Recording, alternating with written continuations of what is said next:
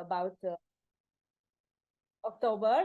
So this is our important event in this project, where we are a big team. I will present the team at the right moment.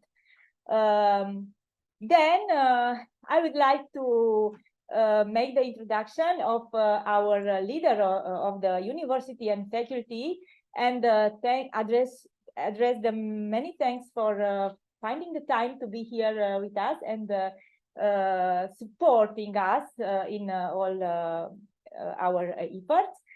First of all, our Vice Rector, Cristian Litan, the Vice Rector of Babeș-Bolyai University. Thank you very much.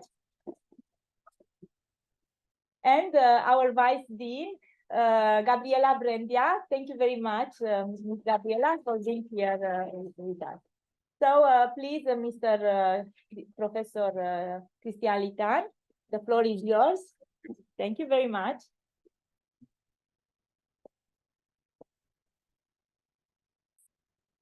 Well, I have written some words here for you. Dear participants of the conference, Intelligent Analysis and Prediction of the Economic and Financial Crime in a Cyber-Dominated and Interconnected Business World. Distinguished guests, welcome to the Babeș-Bolyai University in Cluj-Napoca, Romania. As probably some of you have already found out, you came to the largest, to the oldest on the actual territory of Romania, and to the most prestigious university in Romania, at least according to most international rankings. Babeș-Bolyai University, UBB, as we like to say, is the largest with its 3 official languages, Romanian, Hungarian, and German, its 506 BA and Master of Science programs, and its 32 doctoral fields, the most comprehensive university in Romania. With the longest academic tradition in the country, it has a history that goes back to 1581, marking the foundation of Academia Claudio-Politana, a Jesuit collegium major, which allowed degrees at all 3 academic levels, baccalaureus, master, and doctorate. Academia Claudio-Politana later evolved in the Universitas Claudio-Politana in the 18th century, then from a Hungarian university in the 19th century evolved into a Romanian university in the 20th century to become what is today the multicultural UBB. For the past 7 years, UBB has been ranked as the best Romanian university according to the National University Meta Ranking. For several years, UBB has been one of the leading universities in Romania in global and subject domain rankings, being constantly ranked among the world's top 5 universities with an advanced academic infrastructure that includes R&D units, integrated European networks, modern teaching laboratories with virtual augmented mixed reality systems. I will come back now to the welcoming words. So welcome also to Cluj, one of the most multicultural cities in Romania and Europe, like our university also is. And of course, within our university, welcome to the Faculty of Economics and Business Administration. As you can already see, you will find here in this faculty very strong research groups, a characteristic which is very much in line with the intensive research orientation of the Babeș-Bolyai University. Now, some personal words to Monica. Congratulations for organizing this conference in our faculty, our university, and our city. You know, we had, and we still have, constructed, I hope, discussion about what means to publish in the right journal to disseminate our research work. However, besides all this, I really admire your tenacity and dedication to establish a hot research topic field at UBB, which is the research in economic and financial crime. Congratulations, Monica, for the effort to create a research network in this field, which bring together practitioners, policymakers, and academics. This is not an easy task, but your success in doing this is also proved by organizing this conference. In the end, thank you again to all of you for coming to our university and to Cluj-Napoca. I wish fruitful discussion during the conference. Thank you very much. very much for nice work and Oh, certificate is good. I haven't done too much, but, so I already got. One in addition, it's Yeah, okay. Thank you for the good work. And stay with us, please. For the rest. I would like to see the. Thank you very much. And now the floor will belong to our Vice Dean, Gabriela Brendia. Thank you. The floor is yours. Thank you very much. I wrote also some words because I'm a little bit nervous. So, distinguished guests, dear colleagues and fellow researchers, it is a great honor to welcome you all to the International Conference on Intelligent Analysis and Prediction of the Economic and Financial Crime in a cyber-dominated and interconnected business world. I stand before you today not only as the Vice Dean of the Faculty of Economics and Business Administration, but also as the representative of our Dean, who deeply regrets not being able to join us for this occasion. As you maybe know, the Faculty of Economics and Business Administration is the largest faculty of Babeș-Bolyai University and of any Romanian university, and is the best Romanian higher education institution in economics and business if we consider its position in the most important worldwide rankings by subject. At our faculty, we are dedicated to foster a culture of excellence in research that pushes the boundaries of knowledge and makes a tangible impact on the fields of economics and business. Our policy is designed to provide a supportive and inspiring environment for our faculty staff, researchers, and students to contribute to the academic community and society at large. For example, this conference serves as a bridge between theory and practice, uniting researchers, policymakers, and industry experts. The program features an exceptional lineup of speakers and presenters, each of whom will offer unique insights into the world of economic and financial crime. We are all excited about the discussions on the application of artificial intelligence, data analytics, and machine learning in predictive crime analysis, as these technologies hold the promise of transforming our fight against these illicit activities. I wish to express my gratitude to the organizing committee, whose efforts have made this event possible. My thanks also go to the sponsor and participants who have traveled from around the world to share their knowledge and experiences. In conclusion, I would like to once again extend my warmest welcome to all of you, and I officially declare the conference open. Thank you, and let the conference begin. Thank you, Professor Gabriela, and here. Thank you very much. Thank you for nice work. Thank you. Thank you. Okay, so I will try to be as short as possible to present the results of our project, and then to go further to the international speaker. So regarding our project, as I already presented before, intelligent analysis and prediction of the economic and financial crime in a cyber-dominated and interconnected business world. So the conference of closing the project. Our FinCrime team, I will not present all of them. I will try to insist on the people that are here. So I will start with our assistant manager, Dr. Mircea Constantin Șcheau. Yes, thank you very much for your help, your great help in the field of cybersecurity. He has a doctorate in cybersecurity, and he's of a great help in our economic field to relate the issues. And our second assistant manager, associate professor, Viorela Ligia Voidean. I don't think I wrong but Viorela is the heart of our financial crime, and thank you for all your involvement in our team.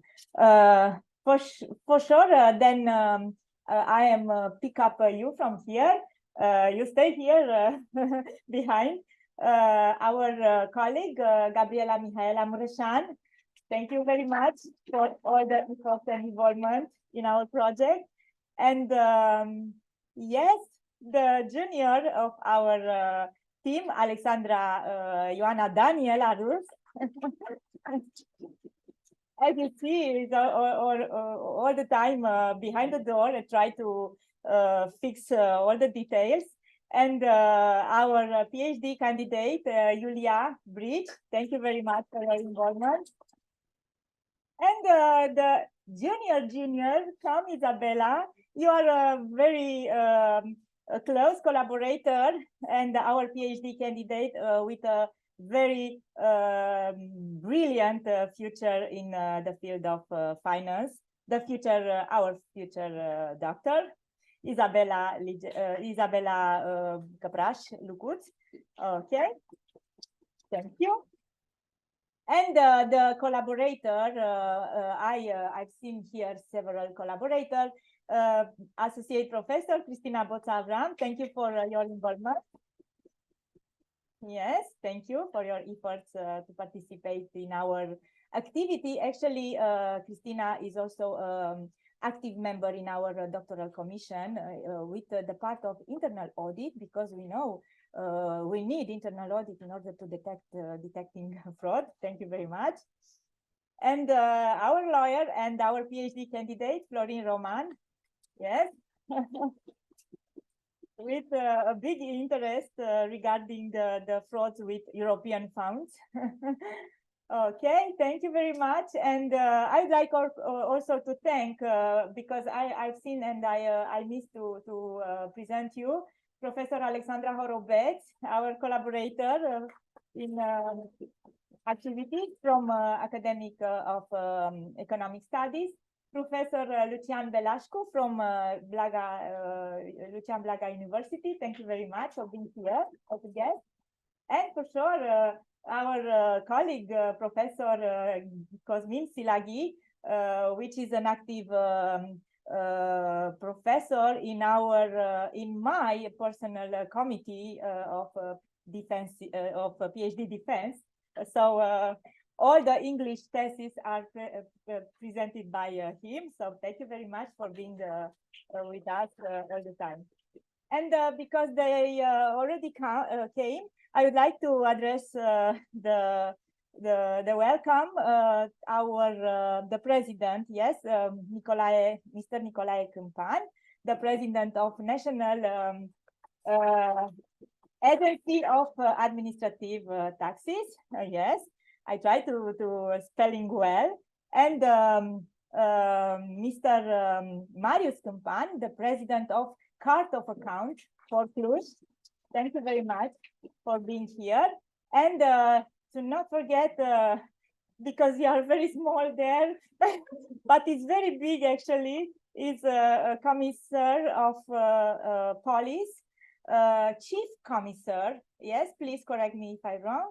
Anca Adriana Cușmir from Romanian Police from Bucharest, so National Institute of Bucharest. So our team, as you can see, is very big. So I will go forward to. Sorry, no, this is the end. It's not good. just a moment. Yes, I put several results here. Yes, okay. So I will try to make a short summary of the objectives of our FinCrime project and the way in which they were achieved. For the first, we focus on performing an analysis and prediction of economic and financial crime with a focus on the European countries, having several purposes. Measuring tools for economic and financial crime, finding the main components of economic and financial crime, building an economic and financial crime index, for the world countries, find the relationship between technology, cybercrime, and economic and financial crime, the role of intelligence on economic and financial crime, the effects of economic and financial crime on the sustainable economic and sustainable development. A second objective was to develop a machine learning platform for collecting the economic and financial crime attributes at the mondo and the macro and the micro level. So on the third levels, world country, mondo, and the microeconomic level. Regarding the result in terms of publications, for sure our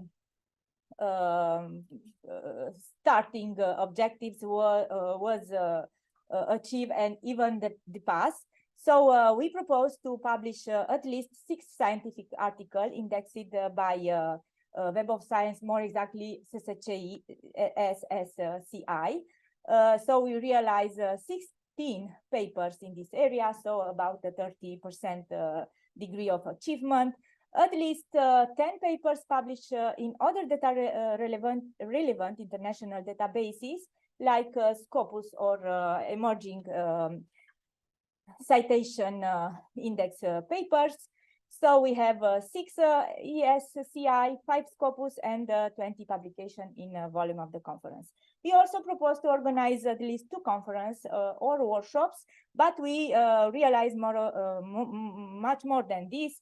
3 international conferences and 4 workshops, and this one is one of the 3 international conferences.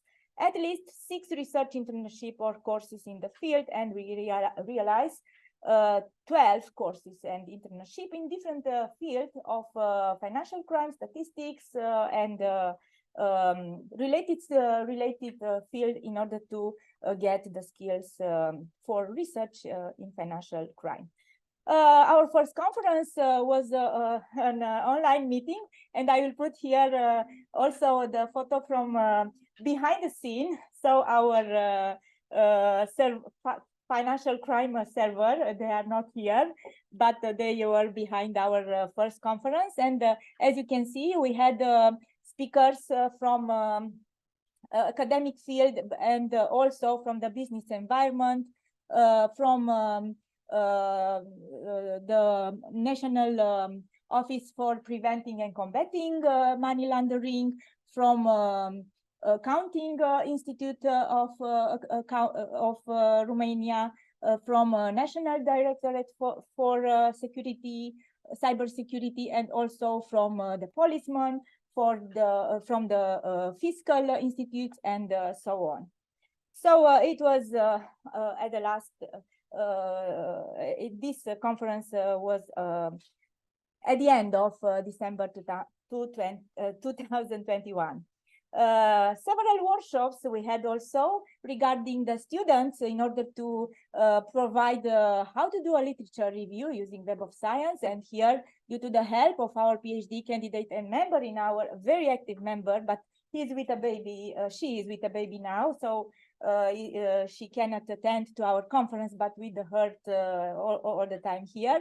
And for sure, our workshop where Professor McGee was the main moderator in this workshop.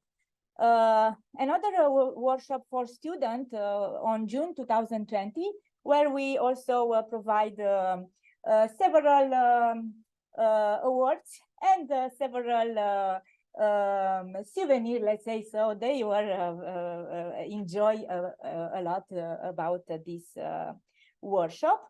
So as you can see, is a hybrid. It was a hybrid presentation, online and on-site. And here the girls, FinCrime girls, behind the scene. So it was very nice. Actually, when I prepared my presentation, I was very anxious because I remember all this. Here I tried to do not cry because there were a lot of efforts and energy here. Sorry. Yes.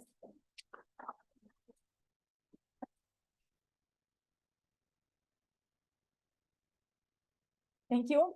This is the previous conference, which was a very big conference, joined to the conference of diversity challenge and stakeholder engagement in finance and financial AI, organized by Action Cost, together with my colleague Codruța Mare, Professor Codruța Mare, who is also a member in our team and will attend tonight because he's on the way from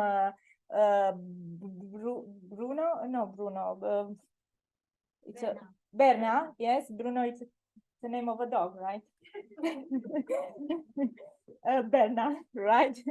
And she insists to take the car to Berna to be able to attend at our evening, at least at our evening gala dinner from the evening.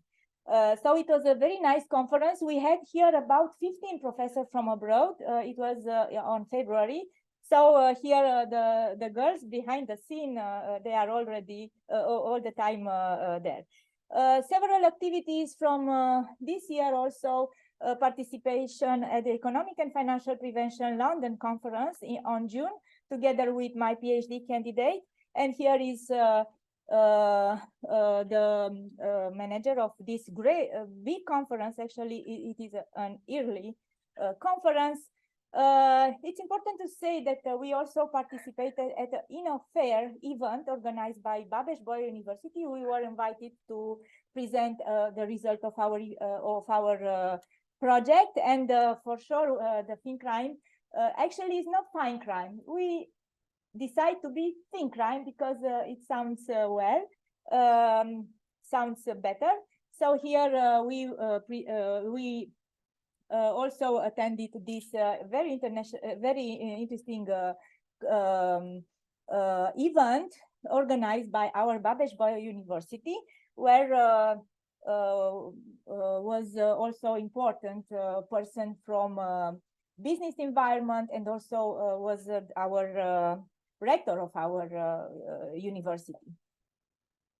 And let's talk a little bit about the FinCrime PhD team, because I insist to put this picture because it was my first PhD in finance. So Alexandra Daniela Rus, who is also a very active member in our financial crime team. And here the other three PhD member of financial crime team, and the most recent, the most fresh doctor in finance was even yesterday, Adelina Cosma, that got an excellent qualificative. That it was very honorable for us. Regarding the platform, because this is the another important purpose of our conference, just several issues to discover your nu s-a deschis, văd că to discover your challenge to check the platform, but just a moment, because I think don't like with the highlight, so I will do like this. Try to deal with all the technical issue. Okay, yes, share screen now. Yes, stop share and to open again. Yes, we try to deal with everything. So this is our FinCrime platform, which try to collect and predict attributes at mondo FinCrime, macro FinCrime, and micro FinCrime. Regarding the FinCrime at the mondo, at the world level, we collected here attributes regarding 4 important components of financial crime: corruption perception index, anti-money laundering index, shadow economy, and global security index. And here we have a database that we present in a graphical manner. For instance, if you want to select, let's say, Romania, right? Because we are in Romania, and let's take our the countries from our guest to not say that I prepare in advance. So by random, France, sorry. Let's say France, okay. And yes, Romania, France, and the United, now Arab, no, Kingdom, okay. And United States, right, Professor Mehdi? It's okay. So let's make a comparison. So this is the purpose. Actually, we have 2023 as an estimation, but we can take 2022 because it's already finished, but we have estimated for 23. So they are corruption perception index, meaning the lowest level, it's so from 0, the highest level of corruption, to 100, the lowest level of corruption. So the highest level of corruption perception index, meaning the lowest level of corruption, or the highest cleaning of the economy. So let's check here what's happened. So Romania is not very in a good position here, and with the most level of the cleanness we may observe here is United Kingdom, even above US, right? Okay. Only another presentation regarding shadow economy. We use here the database of the Schneider. So the level of shadow economy as a percentage in GDP, we may observe that regarding 2022, we have for Romania 22% of shadow economy, but this is indeed a very small percentage, because Schneider didn't include in this his measurements prostitution, the drugs traffic, because they are very difficult to catch, and only the other part that could be discovered, tax evasion and related to collecting taxes. So could be even better, even higher. And the lowest level of shadow economy, we may see that is United States this time, with only 4%. So there is a very high difference. We have also money laundering here, and issues related to global security, cyber security index, which actually measure the level of cyber attacks, right? Okay. So we have also some interactive maps with the help of our technical personnel from Holisan. So I forgot to mention here the company Holisan, which made this platform. It's an IT and research company. So we have the same for regarding the 4 elements of financial crime. If we may find, yes, shadow economy, let's see, load the data, and we may see on the map comparing to all the world what it's happened. So we propose to realize a financial crime index because, as I can say before, it was one of our proposal. One position could be regarding shadow economy, another position regarding money laundering, and we try to realize an index. So let's check, for instance, the same, but I will take only 2. Yes, France, because it's in European Union, right? So you are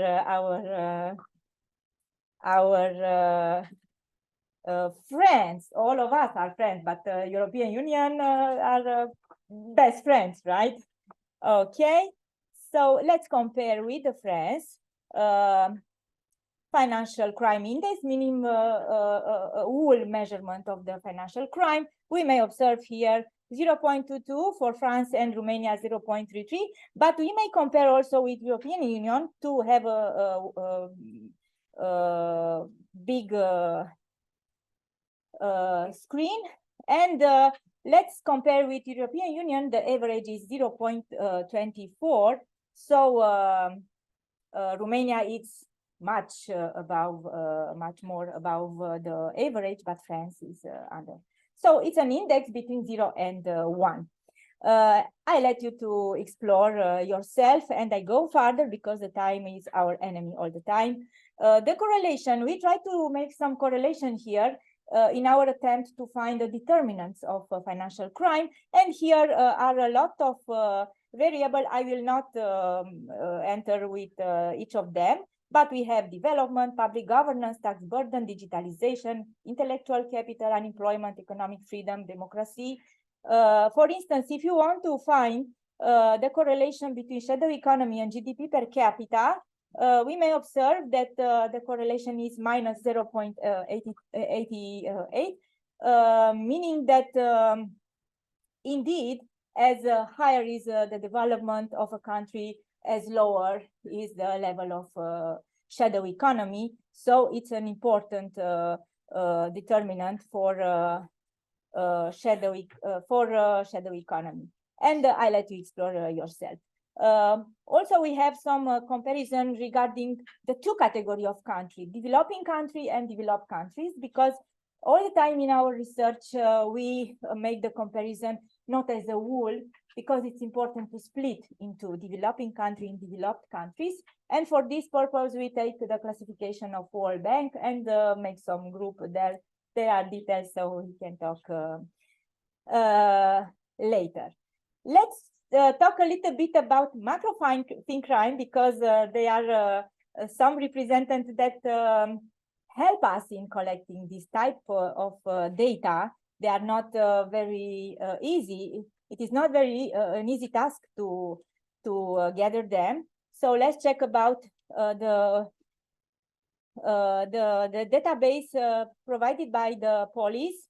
So if we check here, we have different types of offenses. And if you want to check, let's say for 21, because we have then some estimators, we may find the level of corruption in different counties in our country.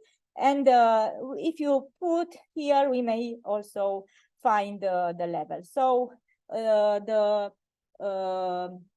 less intense color meaning the less level of corruption, and the high intense color meaning the highest level of corruption. And we have here a lot of defenses, even regarding money laundering, tax evasion, because we have here represented. Let's see. And maybe you may offer some explanation, because I have to be honest, I already do this. And I was wondering, why is this, Dolch? But maybe you will explain, yes, more in the second, in our presentation. Regarding other type of information, for instance, we have investigated person, depends on the type of crime. For economic and financial crime, we have the number of investigated person. Let's check. I have to, but they are I don't know exactly what. There are some details here, and I have to check. I think I will go further, because I have to find some details, and I'm not. I don't have a lot of time now. And let's talk a little bit about tax collection for Romania. Here we have a big database provided by National Agency for collecting taxes. And here we have a lot of indicators. So, for instance, let's check degree of voluntary compliance with the payment.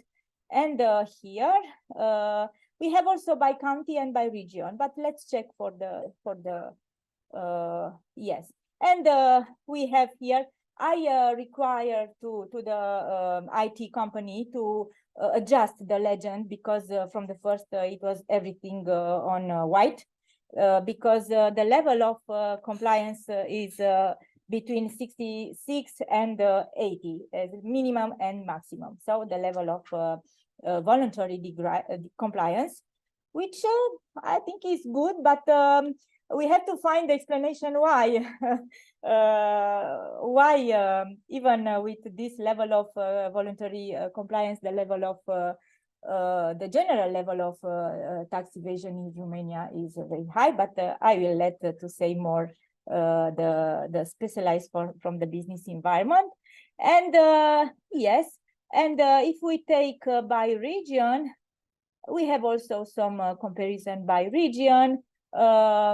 Let's check regarding the summons, because I think it's important way of punish, right, as a way to as an element of the fighting in combating financial crime. So let's check the level of summons. So we may see that in Cluj, the level of summons are the highest. I have to be honest, because I checked before. So this is good, right? The level of summons are very high, meaning that there is a concern on collecting taxes. Okay, you may explore by yourself the other data. And the last one, regarding micro FinCrime, here is a research, basically a research topic. So we try to find the level of manipulation of financial data calculated with Benish score. And here our PhD candidate with the thesis on manipulated financial data help us with the databases. So Benish score measured the level of manipulated financial statement, because we know, we see, we have a profit rate of 20%, so could be very high compared to the sector of activity. But if we see behind the data, if the manipulated data are the level of manipulated is high, this percentage of profitability is not relevant. So here we have the calculative of Benish score regarding the listed company at Bucharest Stock Exchange. And if you check, so I put on Z before, because I talked with the president of Bucharest Stock Exchange, and I showed to the professor, to Mr. Hanga, right? And he told me, no, it's free. So no, it's not good, because they will see that my company from the stock exchange are non-ethical. But no, they are calculated on basically based on the research, using public database. Yes, so financial statements are public for anyone. So I calculate some indicators. So now, okay, but I decide to put a Z before. Actually, ALR is ALRO, but I put on Z before to not create some problem, because Mr. Hanga was afraid about, oh no, it's not good, because the company will see and they don't like, because you told I don't told, because the numbers, the figures say. Okay, and then we have also, I don't know, Alro, in which sector is now, but I will take a sector by random. And here is the level of manipulation of this company. And the value, the threshold is minus 2.2. And if the value are higher than this, it means a higher level of manipulation. So I will go further. So I present, we present in this way all the data. And we also related the data with the Alman score, because Alman score measures the level of risk failure. And in order to find make a company to look. So we make a company to look good by manipulating data in order to provide big best image. Yes, so the risk of failure to be very low. So we find indeed the correlation. So here we calculate the Allman score in order to, sorry, I forgot to put on silent. Okay. And indeed, we want to make a company to look very good by this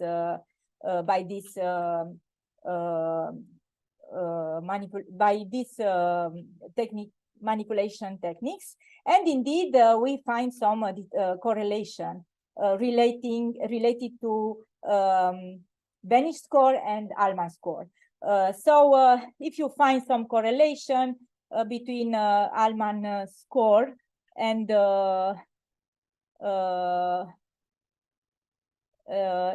I put the other, sorry, here.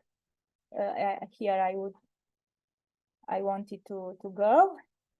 Correlation between Allman score and Benich score for all data. Let's see.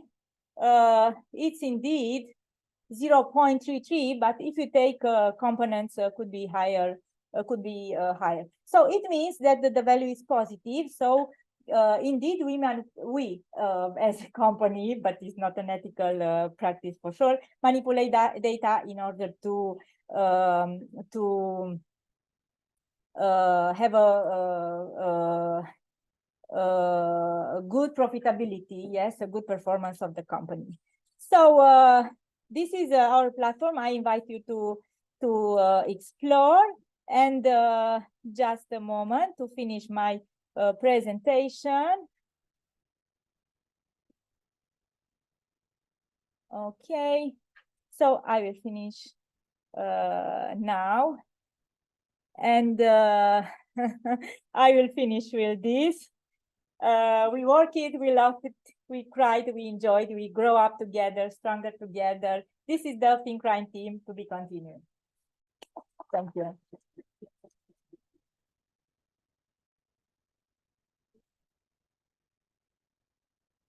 I prepared the presentation of the next speaker, and I will put also on the Zoom. You have to prepare, but I will introduce you.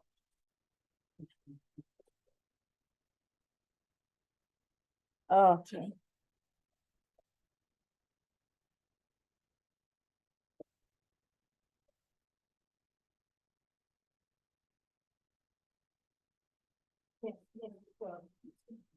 So now it's my pleasure to introduce our important panel speaker that came from University, United States, Professor Robert McGee, full professor specialized in accounting scholarship, business ethics. Just several things about Robert McGee. Robert McGee is a business professor at Ohio State University. He was earned 23. For the first time, I was thinking that I cannot see good. I have eyeglass, but he has earned 23 academic degrees, including 13 doctorates from university in the US, 13. And more than 1,000 articles, book chapters, conference paper, and working papers. Various studies have ranked him #1 in the world for both accounting ethics and business ethics scholarship. He is an attorney and CPA certified public account, yes, and has worked on lecturers in more than 30 countries. He drafted the accounting law for Armenia and Bosnia and reviewed the accounting law for Mozambique. He was in charge of assisting the finance ministry of Armenia and Bosnia convert their countries to international financial reporting standards. He is also Thank you. Now, he's also a world champion in Taekwondo, Karate Kung Fu. You may say more because for me, it's Kung Fu. Has won more than this is old, but now it's over 1,000 medals. 1,005. 1,005 medals. Gold medals. Yes. This kind of and I realized after some checking and together with my colleague that he is ranking the most cited professor in tax evasion in the world.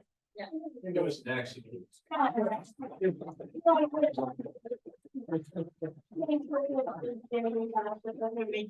And the floor is yours if you want some help here. So before Professor Migi starts, we have to thank Professor Monica Violeta, PhD, for gathering us together on behalf of the FinCrime team. Many, many thanks. First of all, I'd like to thank everyone for being here, coming out of your way to look at these presentations. I'd like to thank Professor Monica, especially for Our inviting me. pleasure. Yeah. And the Vice Rector and Vice Dean also for supporting this activity. And Professor Christina for giving me a tour of the city. And Professor Mercha for introducing me to Romanian cognac.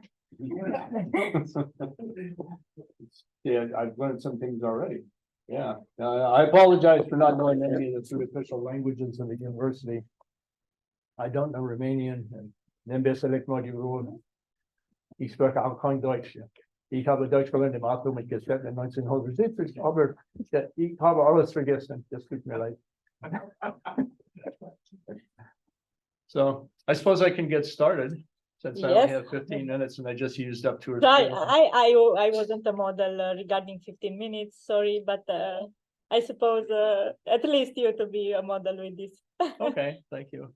So I can give you the brief story of how I got involved with financial crime in general and tax evasion in particular. I used to be a tax attorney in Manhattan, in New York City, and I read a lot about tax evasion. I observed some of it. Some of my clients wanted to commit tax evasion. So I just said, no, go somewhere else. I didn't report them to the police. I just said, go somewhere else. And my academic endeavors in tax evasion started in the 1990s, long before the internet. And I used the old-fashioned method. I actually went to a library and looked at books and things.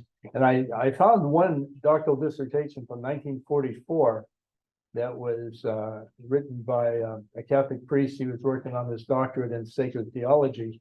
And his dissertation was about the moral duty to pay just taxes. It was a 192-page dissertation.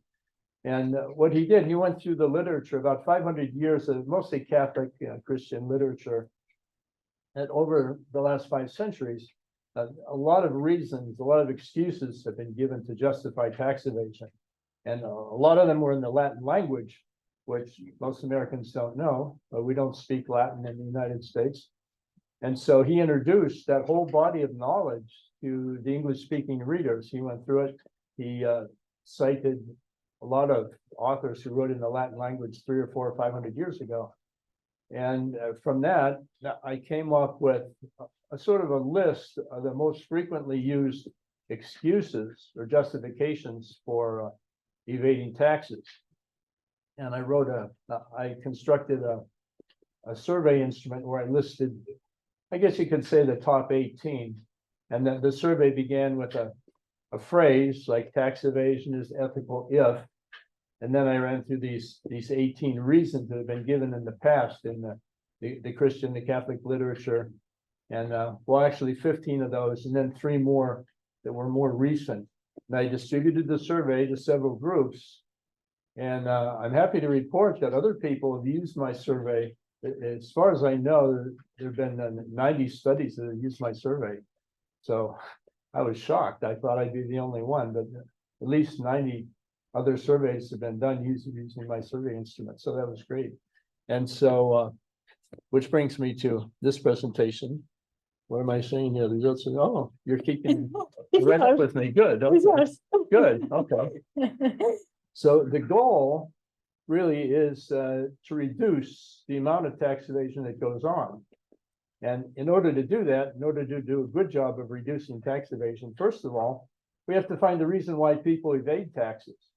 And my research has looked into that. And every country has a different story. I've distributed the survey, and other people have distributed the survey to a number of countries, a number of different groups. And the same 5 or 6 or 8 reasons pop up as being at the top of the list, but not always in the same order. So what I'd like to go through is just the top few reasons that have been given in the past.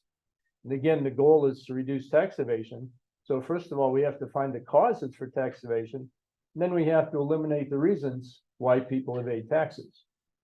And which brings us to the next slide. That one of the top reasons, and again, it's different in every country, but the government is tyrannical. So tax evasion is ethical if the government is tyrannical, like Nazi Germany, Soviet Union, Communist China. And one of the questions on there, this would be like the deal killer, so to speak. Like tax evasion would be ethical if I were a Jew living in Nazi Germany. You know, the Jews have a duty to pay taxes to Hitler, basically.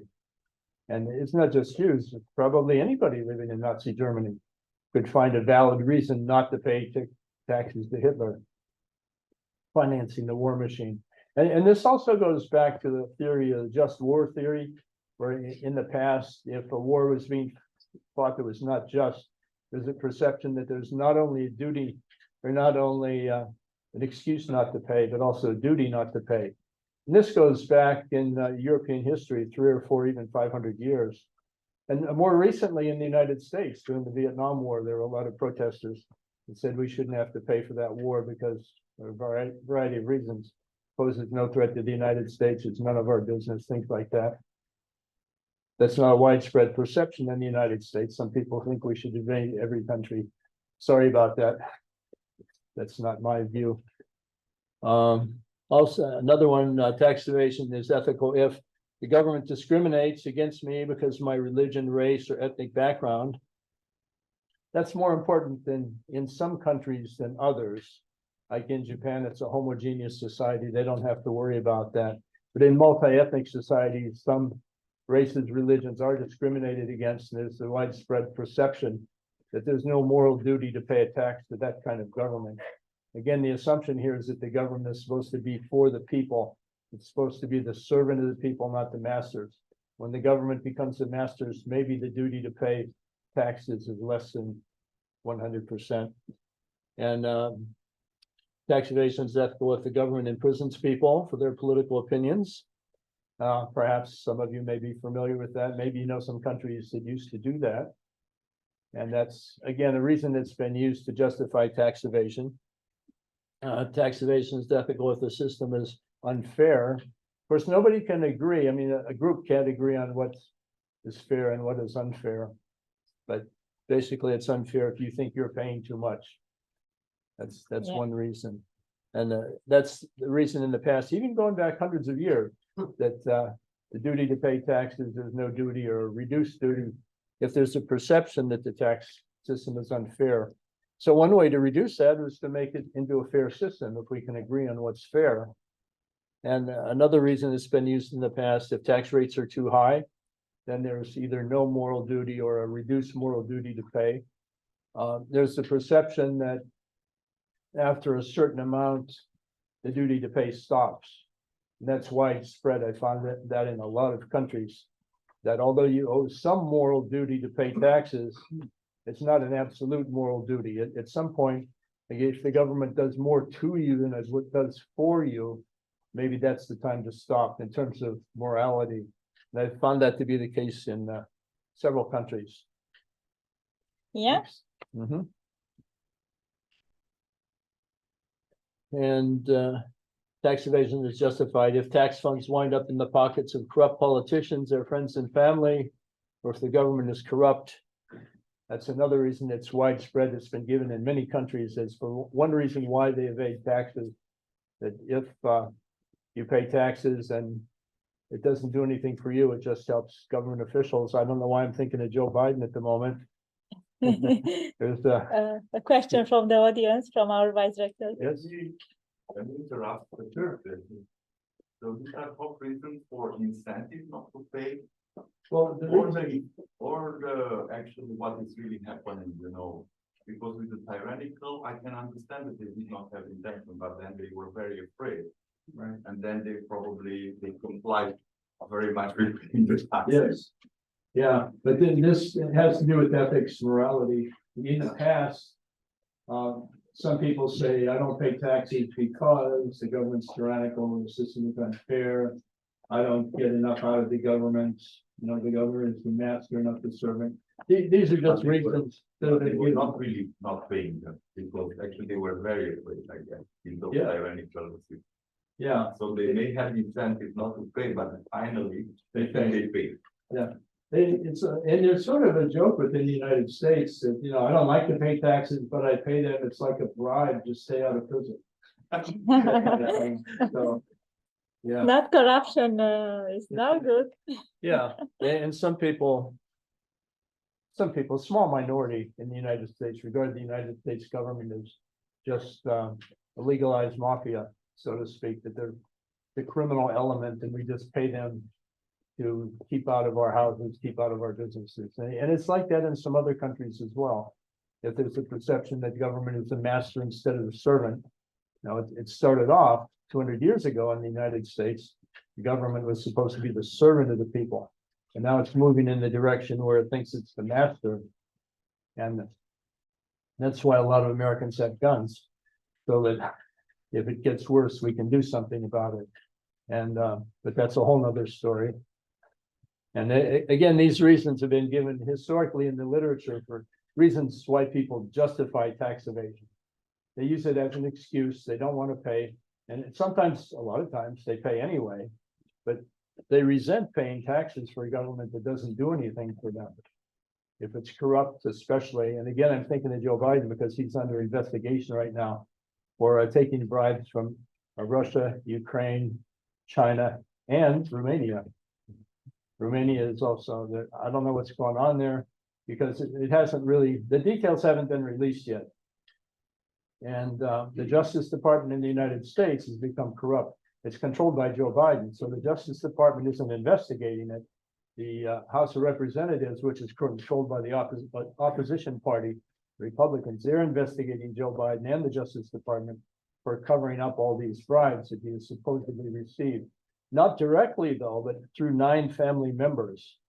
Hunter Biden, one of his sons, has been getting a lot of money. He pays kickback between 10% and 50% to President Biden, supposedly. I mean, that's what they're saying anyway.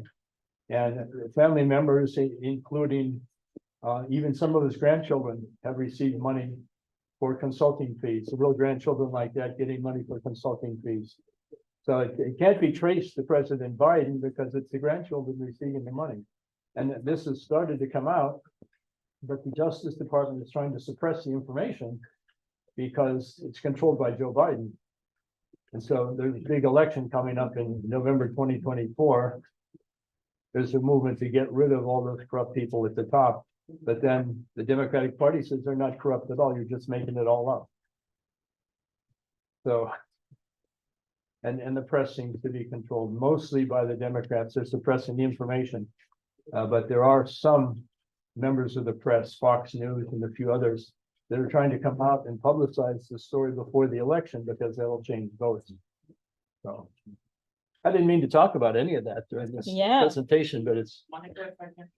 sure. Yeah, please, So very Professor. interesting topic because, you know, I think all of us do pay taxes. The 2 reasons you mentioned in the last slide, which was about, you know, if you feel that the tax system is unfair or if the tax rate is too high. How do you, I mean, in your experience, you know, I mean, how many people can actually evade taxes if they think like that? because I believe it's a human nature, whenever they pay taxes, probably, there's always a perception that we are paying, too high, or maybe, the tax system is not fair, we are not getting the benefits, we are sharing the benefits with, a larger public. In your experience, do they really work, and, if they do work, what is the mechanism? It's very difficult to evade taxes in the United States for most people because the taxes are taken out of their paycheck before they even receive it. So the people who evade would be private business people if they have their own business. And in that case, a lot of times they evade not by not reporting the income, but by overstating the deductions. They'll deduct some personal expenses that should not be deductible. They'll sometimes, if they're really crooked about it, they'll make fake invoices that make it look like expenses. They'll have non-existent companies and they'll print up invoices, things like that. It's not very widespread. The kind of entrepreneurs who evade are the ones who deal in cash business. Yeah. And a lot of business is done by credit cards. And it's more difficult to evade if you receive payment by credit cards because there's a record of it. But for cash businesses, I've noticed this, especially not so much in the United States, but there's a lot of cash business going on in other parts of the world, like Asia, Latin America, Eastern and Central Europe. A lot of times, if you pay cash, you get a reduced price. And I ran into that when I was in Ukraine and Russia. I would try to buy something with a credit card, and they said if you May I pay cash, it's 10% off. May I put you a question, Professor? Sure. In our country now is a big debate regarding the limits to put in the law. Yes, the enforce to put a limit for the cash at 10,000 lei, which is how much euros? 2,000 euros. Yes. So how about in your country? There is some type of limits of cash, of using cash? Well, you can use And which it, is your opinion? well, my opinion. Yeah. So you're asking me two questions. Okay. Okay, there's a law in the United States that if you take money out of the country, you can take as much out as you want, but you have to declare it if it's $10,000 or more. And for transactions, even electronic transactions involving the bank has to report any transaction that's over $10,000. So what some people do, what some companies do, instead of giving someone $15,000, they'll give them 7,500 and then another 7,500, so they can go under that $10,000 limit. But if there's an appearance that that's what they're doing, the bank has a duty to report that to the Internal Revenue Service. So even if you go under the 10,000 limit, if there's an appearance that you're trying to evade that rule, The limits the banks have to report it anyway. for detecting money laundering. Yes. Yeah, money laundering. Yes, Yeah. but cash, the minimum level of amount of cash, 10,000. 10,000. And- Okay, and- so it's higher Well, that's than. the official level, but sometimes, like, if you deposit a lot of cash to a bank, in a bank, even if it's less than 10,000, the banks have the option of reporting it to the IRS anyway. And if you have a cash business, maybe taking $3,000 or $4,000 or $5,000 a day in cash, that adds up. And so the IRS looks for things like that to see if maybe there's something funny going on. If you're a cash business, the IRS tends to focus on that because there are more opportunities to evade taxation by doing that. Yeah. You're welcome. Yeah. Okay. Can we go further? It makes all this other stuff sort of boring by comparison, doesn't it? Yeah, it's up to you. This is the good stuff, right? Yeah. Yeah. That I could diverge from my regular thing here and talk about my experiences in Ukraine and Russia. Okay, Okay, yeah. so I have to go further, yes. There are Oh, two okay, more slides, yeah, and and then you're gonna kick me out, right? Okay, yeah, not really. okay. Well, some studies that have gone beyond just asking for the reasons why people have justified tax evasion in the past, and we go into demographic differences like gender. In most cases, women are either significantly more opposed to tax evasion than men, or else men and women are equally opposed, depending on the country, depending on what group is being asked the questions. In very few cases. Women more against tax evasion. More against, yeah. Yeah, women are more firmly against tax evasion than men in many cases. And in other cases, men and women are equally opposed. In very few cases, men are more equally opposed. And in Turkey, there was a case, and in Vietnam, those are two countries where the men were significantly more opposed to tax evasion than women. And that was highly unusual because it's usually either women are more opposed or else are equally opposed. So every country is different. And even within the same country, in some countries or in some surveys, Turkish women were significantly more opposed, and in other surveys, men were significantly more opposed in Turkey. So, as they say, there's always room for more research, right? Yeah, sure. Preferably fun. How about the age, Prof? The age? And age, in general, the older a person is, the more strongly opposed they are to not only tax evasion, but bribery and a bunch of other things. Because as people get older, they tend to have more respect for the law in general. And that holds not only for tax evasion, but from other studies that have been done of other moral issues. Older people tend to be more opposed to breaking any wide range of laws, including tax evasion. And income level. Regarding education, I'm very interested to find your opinion because they are different. There are, yeah, for the relationship between education level and attitude toward tax evasion, there's about 5 different possibilities. In some cases, there's a linear relationship where the more education you have, the more opposed you are to tax evasion. But then in other countries, it's just the opposite. The more education you have, the less opposition there is to tax evasion. And maybe because more educated people know what's going on more, and they don't like what's going on, and so they support tax evasion more. And then or find different loops in the law to make it possible to make tax evasions. What he meant is that, CPAs and CAs are the ones who would help with, tax evasion. With, finding the loopholes in the system. Yeah, well, with the CPAs and attorneys who have clients, that they get punished rather heavily for helping their clients evade taxes. One client I had, he was a chiropractor, and he said, "I only want to pay $400 in taxes, make it happen." So I said, "Well, you're really going to have to go to someone else for that," because I don't know how widespread that kind of thing is, but I know that a lot of his patients paid cash for chiropractic services. And so I was looking at his cash deposits in the bank, and I said, you're only reporting this much in income, but you're putting this much in the bank for cash. And so I asked, where's that money coming from? And he said, oh, my father gives me money sometimes. And so there's some of that going on as well. And again, if you have a cash business, you can do that kind of thing. But there are safeguards, again, like as a CPA or a tax attorney, I would not be able to handle him as a client if he did something like that. I'd have to tell him just go somewhere else. I don't have a duty to report that, but I would just say go somewhere else. And they can usually find people to help them do that. They're probably not certified public accountants or attorneys, but in the United States, you don't have to be a CPA or an attorney to help someone with taxes. There are lower level people who can do that too. Okay. How about religion? Because here I have also a big concern.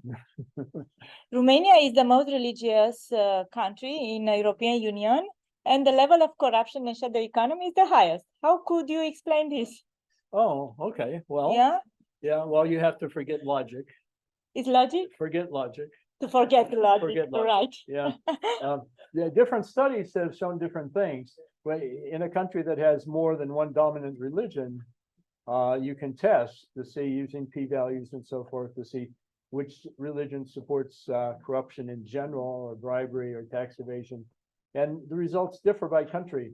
In some countries with a heavy Muslim population, they're very much opposed to tax evasion. And in other countries, they really don't care about tax evasion at all. Like in Yemen, everybody loves tax evasion. It's like the favorite indoor sport in Yemen. But in some other countries, it isn't.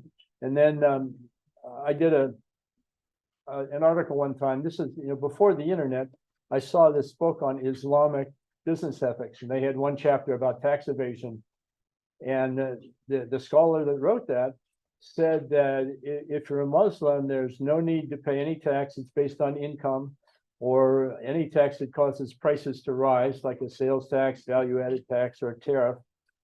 And there's absolutely no duty to pay those taxes. That was his opinion, this Muslim scholar. So I wrote that. That's the only source I could find back in the 1980s, before the internet.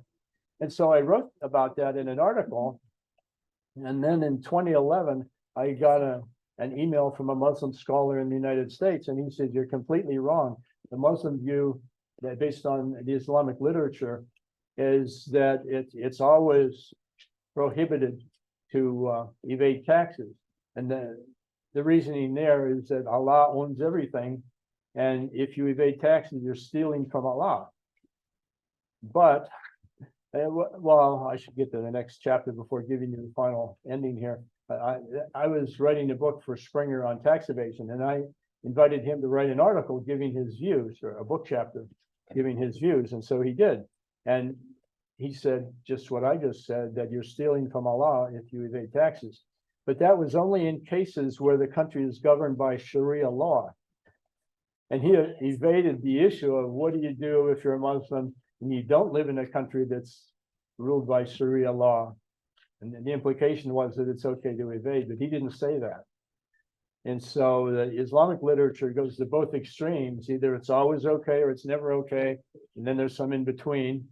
And the Christian literature, like for Catholics, there's a lot of information about Catholic views toward tax evasion. And it depends on where you are. If you're a Catholic living in the Scandinavian countries, tax evasion is prohibited. If you're in Latin America or Italy or Spain, it's not too bad.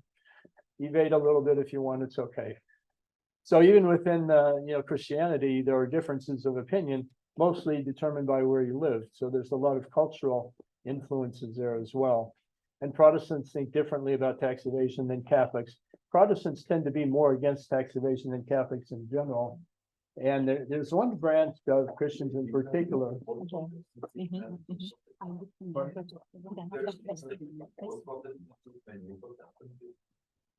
I mean, the one that we have in Europe was Lutherans and so on and so forth, and the new Protestants in America.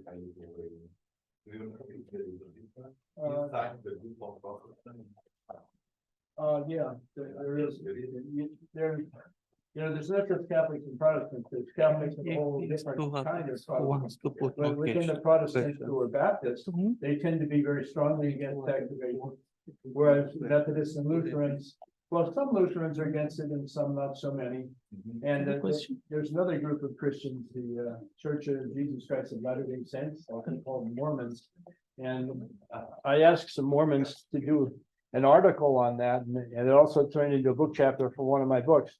They went through the Mormon literature and they couldn't find a single example where tax evasion could be justified. And so the Mormons, a branch of Christianity, they were the most strongly opposed to tax evasion. So even within Christian groups, there's a difference in Christian groups, even the same Christian group in different countries, they have varying views on tax evasion because there's a lot of cultural things going on as well. Yes, Yeah. I think it's a room for discussion at the subsections Okay. and at the Good. dinner, gala dinner. Oh, okay, good.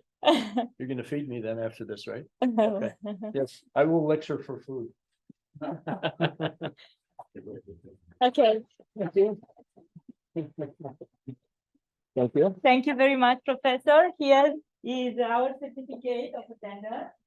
Oh, Yes. I can prove I was here. Yes, and here is our book. I have to show our book. Actually, we co-author and it's all the financial crime team. Financial crime in Romania community full survey, which was a common work together with Professor Miki. And thank you. Thank you. And I have another And my current book, already published, Economic and Financial Crime, Sustainability and Good Governance, which I edited at Springer. So this is a surprise for you. So it's my pleasure, and thank you very much for being here. Thank you.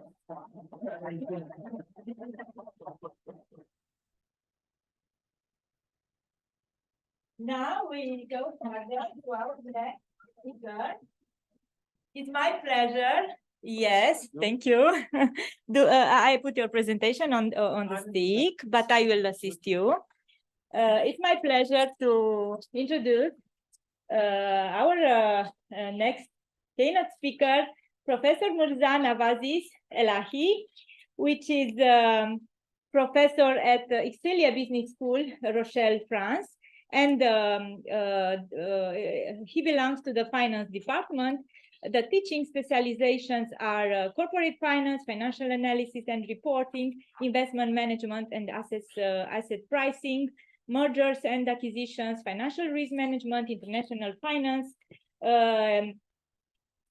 If we check the biography, indeed, we may find a very, very interesting and amazing activities. Mr. Mirza obtained a doctorate in management science, specializing in finance from the University of Paris, Dauphine, in 2010. He has more than 15 years of experience in consulting and teaching in Australia, Singapore, the United Arab Emirates, and France. Dr. Nawazis Mirza regularly appeared in renowned international media like CNBC, China Daily, Gulf News, and so on, talking about international economic and financial issues. He is also editor-in-chief of Journal of Finance, Risk Finance, and co-editor of Economic Research, associate editor of Journal Sustainable Finance and Investment, and guest editor of Energy Economics. Really, you are guest editor? I have another review paper there. It's not in my issue. Oh, Energy Economics, yeah. EQ1, right? Okay. Research Policy and Climate Change Economics. We also would like to thank to Professor Mirza for put at our availability, let's say so, the presentation in our conference to be published in the two SG journals like Journal of Finance and Journal of Accounting and Finance. Thank you very much for this possibility, for this opportunity, and thank you for being here, for your nice presence. Probably it's already afternoon, so I would say good afternoon to all of you. I'm sorry, I think, there is a problem with the font that I used and, what is here on the slide, probably, I think the system doesn't have. So, I apologize for maybe, some of the slides, which would be a little bit messy. Primarily, I would like to thank Professor Monica, Professor Viorella, I think she left, and Professor Christina for all the hospitality. This is our first time in Romania and, of course, Cluj. And, to be honest, Cluj is a city, with which you will fall in love. So, we are really having an excellent time. And I've been working with Professor Monica now for a while, I think 3-4 years that we are collaborating across, different types of research and, book projects. But I really would like to congratulate you on this particular project because, from your presentation, I noted that, this project has resulted in about 20 publications, 4 PhD theses, and above all, the data portal that you showed. I think that is an excellent resource for the researchers, and I'm sure, a lot of your students and your, doctoral school participants will benefit from it.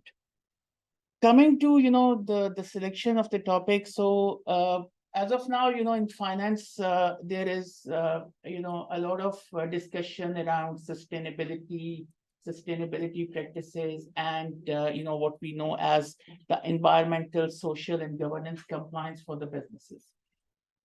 European Union has recently come up with, one of the, I would say, comprehensive disclosure requirements related to, CSR, which now has to be adapted by, most of the companies and businesses across the EU. So I was thinking that, for this particular, conference and, related to this project, there is, as your finance grows, as your practices would evolve, the crime or the financial crime, as we say, would always, creep in. So while there is, the financial products which are increasing, getting more, I would say, acceptance around the globe, there are also loopholes which are there, because of which ultimately, there will be always a possibility of financial crimes, and which needed to be, of course, stopped right at the beginning, right? So when I was, when Monica, shared with me the agenda, I thought it's a very evolving topic. So that is why, I was very happy to actually invite, papers for this conference to be considered for the two journals where I'm editor-in-chief, because of course, we would like to, as editors, we always would like to publish things which are not only relevant, have impact, but also can get citations in the future. So coming to this particular aspect, where we are going to link now sustainability practices as such with the financial crime, or the possibilities of the loopholes which are there. Till now, most of the debate in finance especially is across what we call as the transitional risks, which is, a business is there and it would like to adapt, some sustainable practices. So banks are going to finance them, financial markets are going to finance them. So how do you manage that transition? But there is very less debate across the physical risks of the climate change. And I think in the European Union, we have experienced, at least in the last 3 years, some massive climate changes, which has led to, extreme physical risks. Either they are in form of floods, or they are in form of, forest fires. So this has impacted largely, a lot of stakeholders, including insurance companies, banks, etc. So that is where, the gap still exists, where, the impact of this linkage is not really explored till now. Most of the focus, like I said, is on the transitional risk. The regulations are mostly there to basically facilitate a smooth transition from, as they call, black business to a green business. Okay. Now, of course, all these problems and, in terms of financial issues lead to, certain risks, either in terms of credit, for banking, or for market risk, or, operational and liquidity risk. Now, the impact of, for the general audience, when we talk about climate risk, sustainability, etc., it might not sound very intuitive in nature. But what is there to, understand is that if the climate degradation continues, and, if we see the progression and the expected progression in the global climate, and the temperatures, we see a lot of economic issues associated with it. So these economic issues will not only come from, the transitional phases, but also more from the physical, problems that will be there.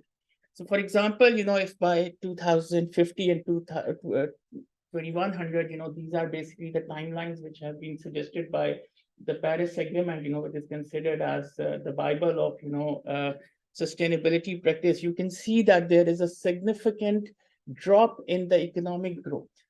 Now, you can imagine that while we are facing, other issues, other challenges, inflation, etc., this added dimension is going to have more problems, in terms of the, economic, it will have economic influence, and, we are likely to have, problems in terms of the economic production. Now, the target is, for right now, maybe it's a very wishful thinking that we remain somewhere at plus 1.5 degrees Celsius. So I think as of now, it is a consensus that temperatures are going to rise. but to what extent? Right? So if we get to net zero and, we get to basically a situation where, sustainability practices not only are adapted, but they also work, there is a base case scenario that, of course, probably none of us would be alive by, 2100, but, our generations to come will be in a situation where your temperature would be plus 1.5 degrees on average. But the worst case scenario is that it could go as high as 5.8 degrees, in terms of average from where we are right now. So you can imagine, if that happens again, the medium of your problems would be that your glaciers will melt, your, floods would be immense, and ultimately, that will degrade a lot of, economic, realities. So for this, Paris Agreement, like I mentioned, has been, a fact check. But what also motivated me for this particular, presentation are the statistics that I'm presenting on this slide. 2025, and we are into 2015, and we are in 2023. So it's already 8 years since this Paris Agreement was, adapted, signed. They were put on the walls, and there were discussion about sustainability goals, etc., etc. But what is happening really, in since 2015? I think, and I was personally surprised because when I looked at these facts, which were actually released recently, since 2015 to today, when we should have been more proactive towards sustainability, actually $1 trillion has been poured into what we call as, the fossil fuel industry, the businesses which are ultimately responsible for higher emissions. Now, of this $1 trillion, you can see that we have basically companies like Shell, Total, then, Saudi Aramco, basically, all those fossil fuel, high emitting companies. They have raised this capital, and who are the contributors to these capitals? The good banks, which have been publishing on their website their, CSR disclosures, and who have been talking about, going green, etc. So you can see, you name the bank, it's there. So we start from JP Morgan, Citibank to, Barclays, HSBC, the bank where I used to work, BNP Paribas, so all those, banks are there. So, this is where we really have a problem. That on one side, we are looking at, sustainability development goals, which are, pushing, enforcing these companies and countries and, banking sector to evolve and adapt more, green solutions. But in reality, this is what is happening. Right. So clearly that means, there needs to be, something which has to be done. Now, when you look at, this kind of, evolution of fossil fuel, there is, of course, something good which is going on, so you have evolution of green finance, etc.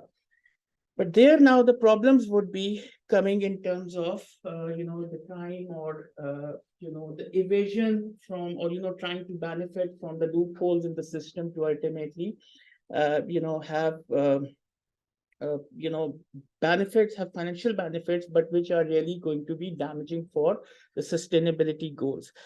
Now, greenwashing is something which is now being, discussed a lot, not only in academic literature, but mostly into the popular media.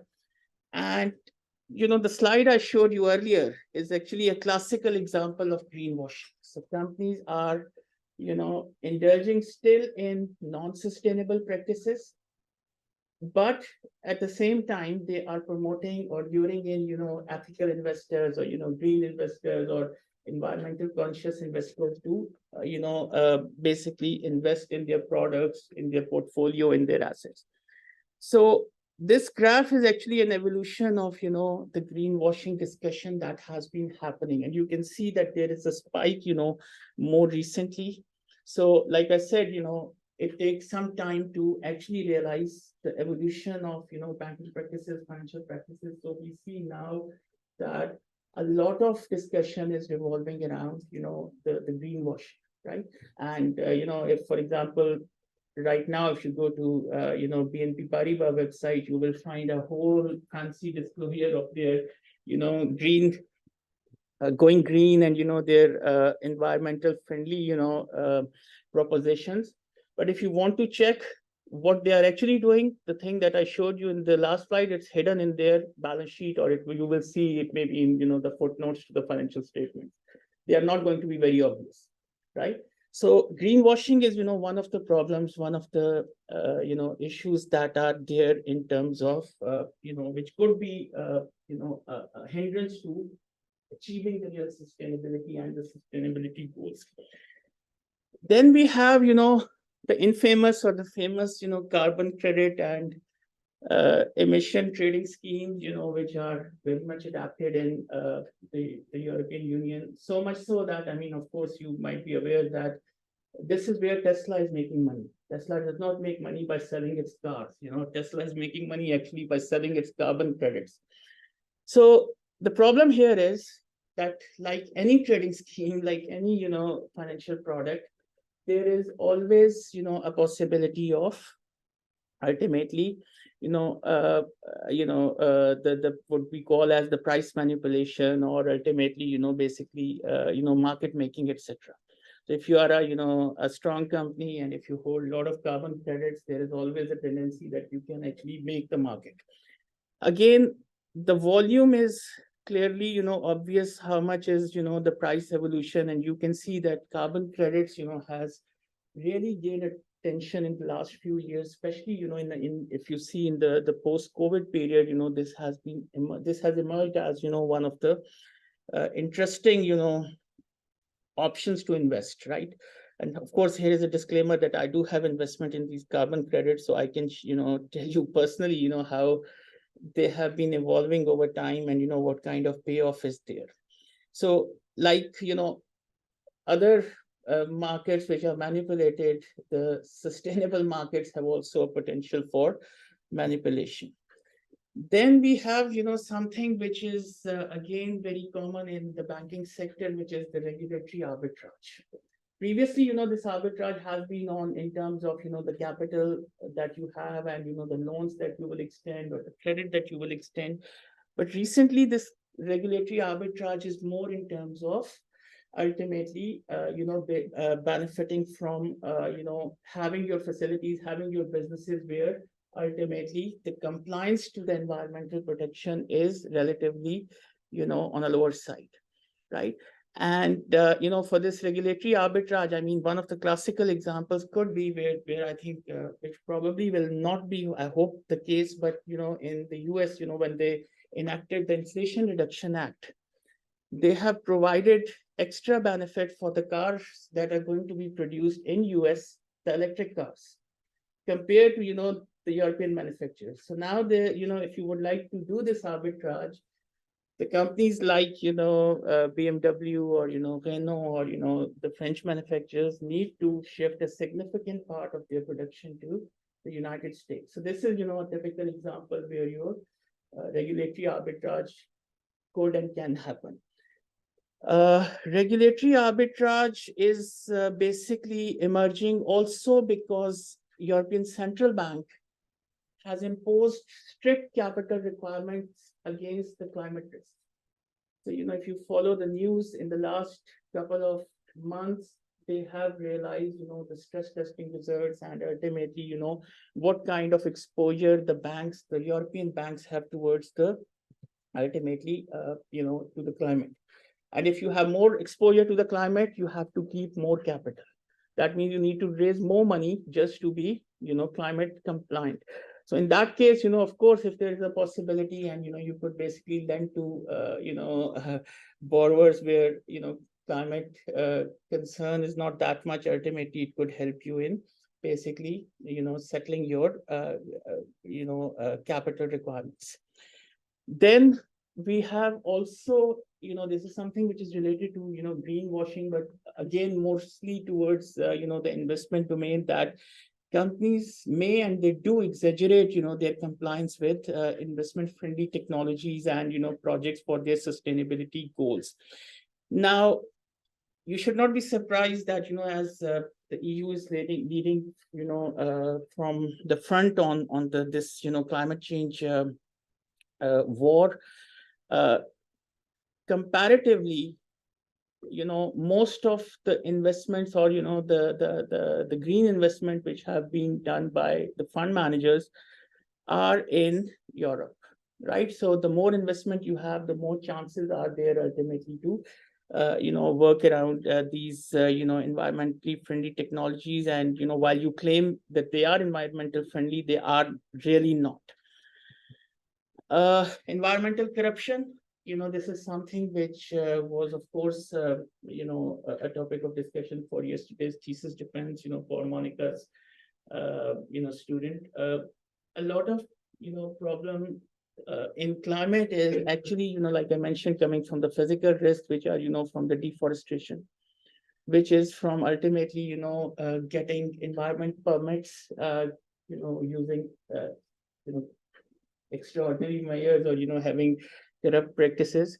So as a global estimate, the natural resources of 91 billion, and, 250 billion annually are stolen by criminals. So basically this deprives countries of revenue and development opportunities, right? So this is why I think the conclusion from yesterday's debate was, very relevant, that such actions needs to be stopped at the beginning rather than, trying to curtail them as, punitive after the thing has happened.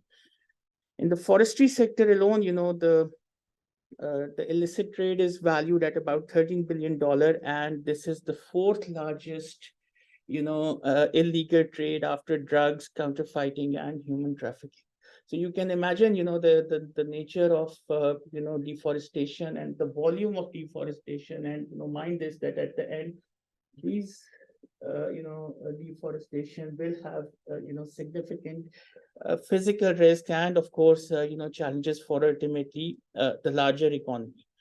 So having said these, these are some of the things, which probably needs to be researched more, because like I said, this is very new, this is very, recent, because now we are observing, the data that has been coming, after 9 or 10 years of, the signing of the Paris Agreement, and ultimately, what we can see or what we cannot see about the sustainability and the sustainable practices. So in the end, I think it is very obvious for all of us, and this is where I think combating climate change is more of a social responsibility, because it might not hurt us right now, but it will of course hurt, the generations which are going to come. So we do not have an option but to, adapt climate change, because of course there is no plan B, right? We don't have a planet B, so there's no plan B. And like I, discussed throughout, that one of the medium would be that we minimize the potential of the financial crimes that ultimately could, kind of limit the sustainable practice and the sustainable goals, and more importantly, in the financial sector and in the financial intermediaries, because they will be the ones which are going to be the backbone of this transition, because, for the businesses, they need money, and it is coming from the financial sector. Thank you so much for your attention. The next speaker, our keynote speaker from today, the last but not the least, from the international space, I would like to introduce Professor Guglielmo Maria Caporale, Divisional Lead and Professor in Economics and Econometrics at Brunel University, London. Regarding Professor Caporale, we have to say that he is Professor of Economics and Finance, Divisional Lead for Economics and Econometrics, and Director of the Center of Empirical Finance at Brunel University, London. He is also CAOS IFO Research Network Fellow, and then RCEA Rimini Center for Economic Analysis Senior Fellow. Prior to taking up his current position, he was a research officer at the National Institute of Economic and Social Research in London, a research fellow, and then a senior research fellow at the Center for Economic Forecasting at London Business School, professor of economics at the University of East London, professor of economics and finance, and director of the Center for Monetary and Financial Economics and at London South Bank University. He has also been visiting professor at both London Metropolitan University and research professor at DIW Berlin and Navarra Center for International Development. A lot of places. Amazing. He carries out editorial duties for various academic journals, including Journal of International Money and Finance, International Review of Economics and Finance, International Economics Machine Learning with Applications, Journal of Economics and Finance, SM Business and Economics, and so on. We are very honored to have you here in our great event, and thank you very much for your efforts to be here with us. The floor is yours, Professor. Let's see. Little assistant, and an assistant. It could be okay. Yeah, this should be okay. Yeah. Okay. Okay, so Thank you. first of all, let me thank Monica for a very kind introduction, also for organizing this event, very interesting event. My thanks also go to the rest of the team. It's clearly a great team, and also to university authorities which are supporting it. I should point out that financial crime is in a relatively recent research interest of mine. So I've only very recently made a few contributions to this research area, mainly focusing on the impact of cyber attacks on cryptocurrency markets. And what I'm planning to do in the 15 minutes or so which have been allocated is to provide an overview of some findings which are reported in a chapter included in the book Monica has just finished editing on economic and financial crime. So the title of the chapter is Cyber Attacks, Cryptocurrencies, and Cybersecurity. Well, you are all aware of the relatively recent introduction of cryptocurrencies and also how widely used they've become. As a result, they've also become a favorite target for cyber attackers, including cyber criminals, hackers, and frauders. And so the chapter included in Monica's book provides some new extensive evidence on the effects of cyber attacks using data which had been collected from Armageddon, as well as cybersecurity on realized returns, risk-adjusted returns, realized volatilities, and trading volumes of three main cryptocurrencies, namely Bitcoin, Ethereum, and Litecoin.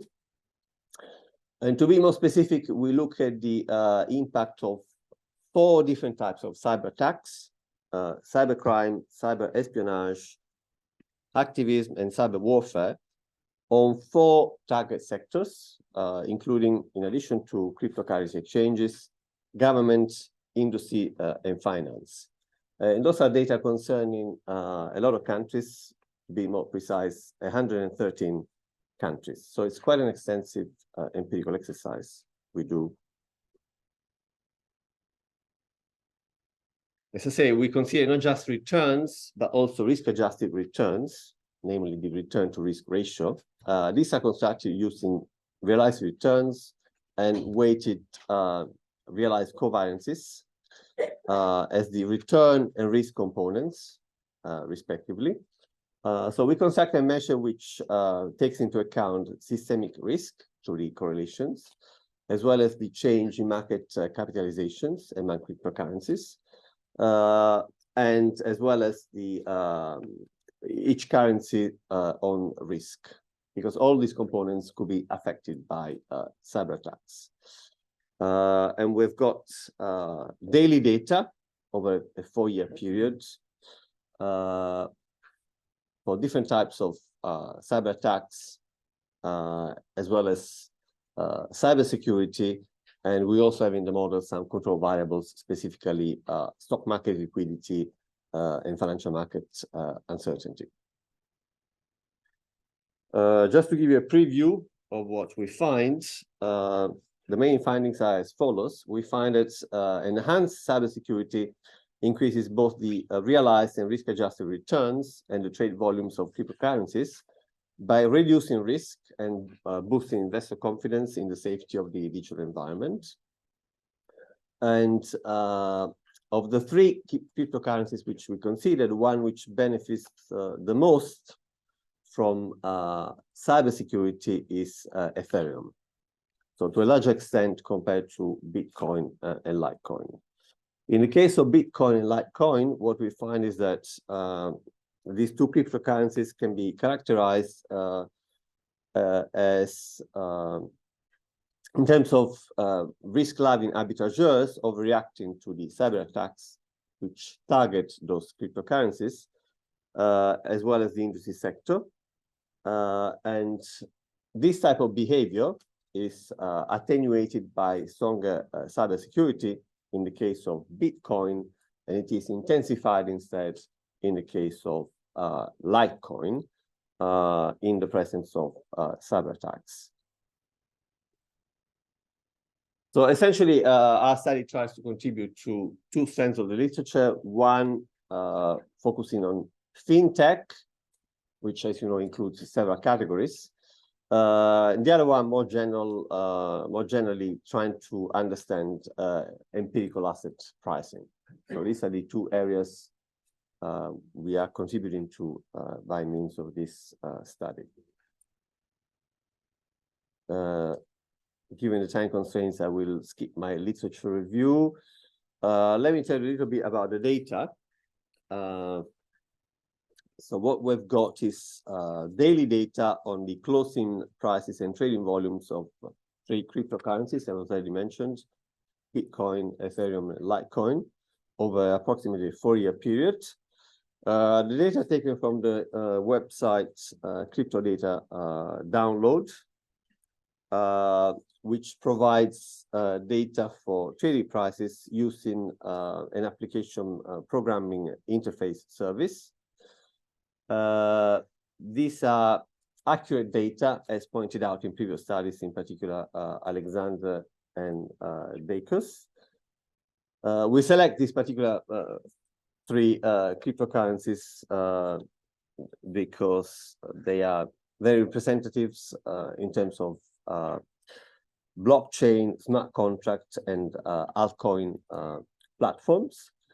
The data concern 5 cryptocurrency exchanges, and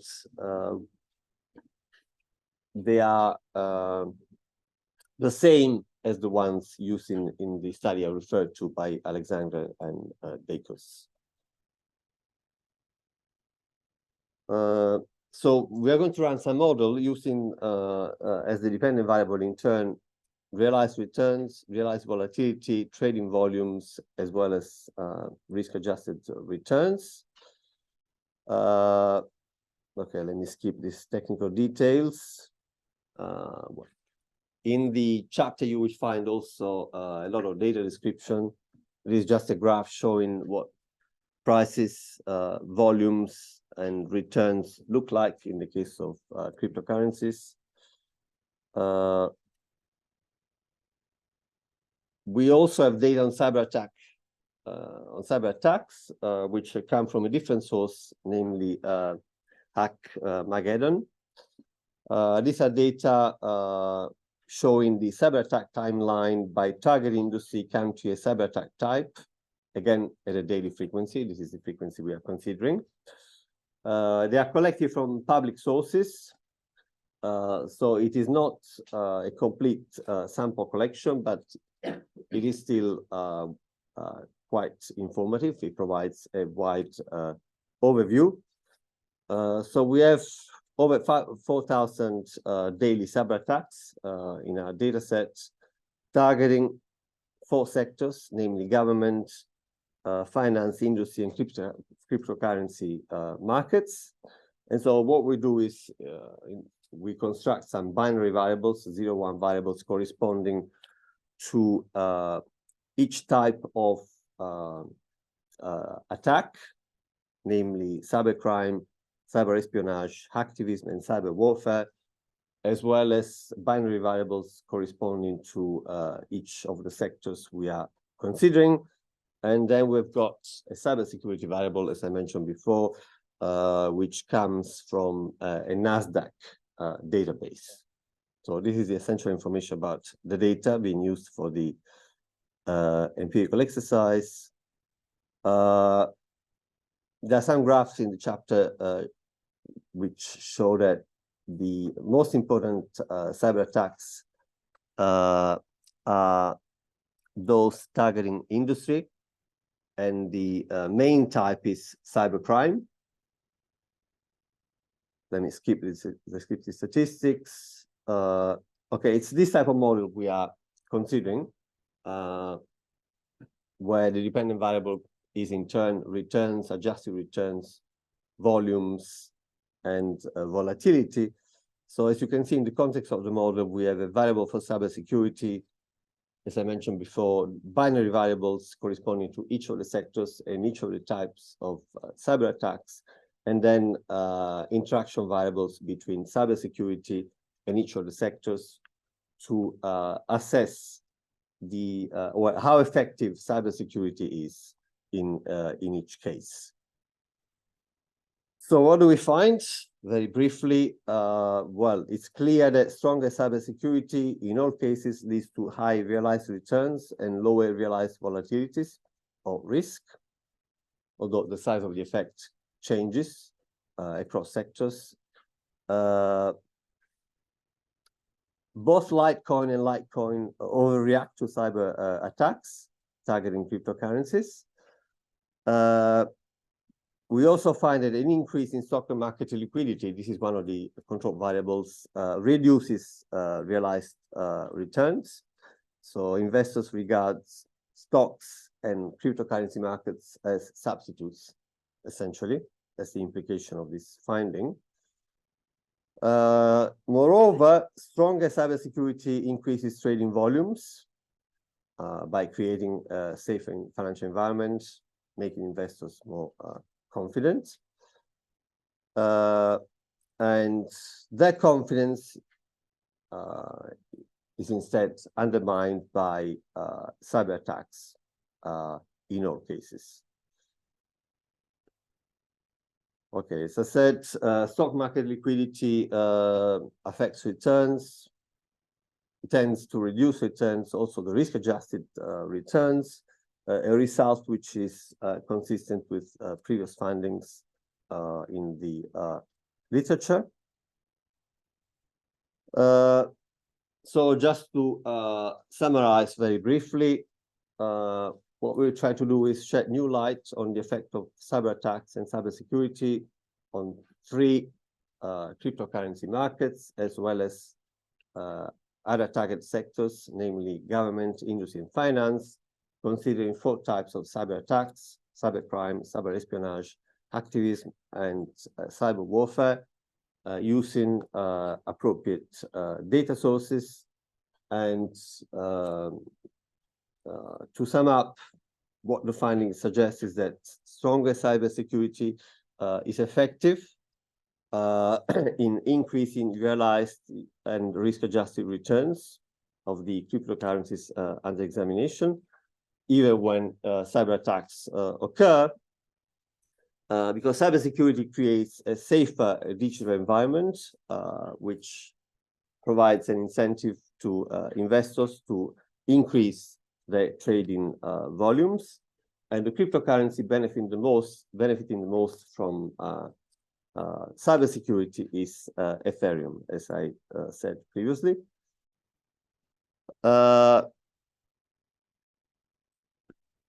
When cyber attacks occur, hitting cryptocurrency exchanges, investors become risk-loving arbitrageurs and react strongly to such attacks.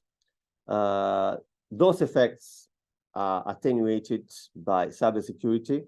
In the case of Bitcoin, intensified in the case of Litecoin.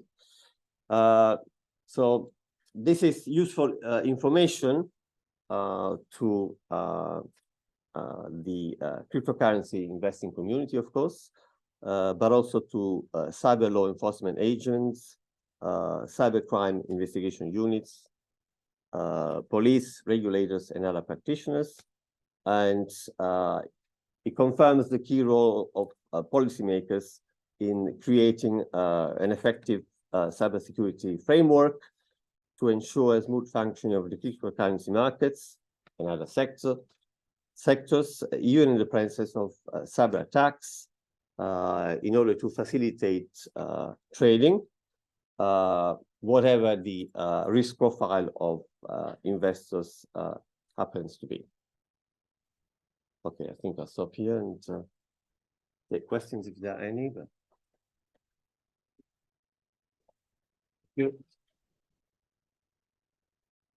Thank you very much, Professor Caporale. Here, your certificate of attendance. Thank you so much. To show the family Yes. that you were at our conference. Yes, And it's my pleasure to give you also the book. it's the book I was mentioning, yes. Yes, so it was my pleasure to have Professor Caporale as a co-author in my edited book.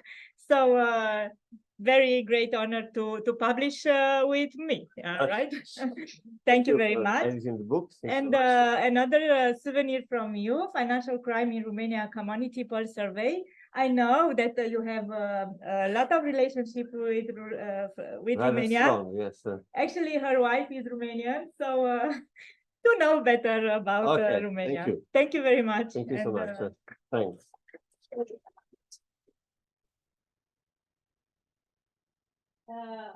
Just several minutes, short break. Maybe you need coffee. Yeah, no, 2-3 minutes. So coffee, yeah, coffee and water. They are outside. You know? Okay. 2 minutes. Yeah, but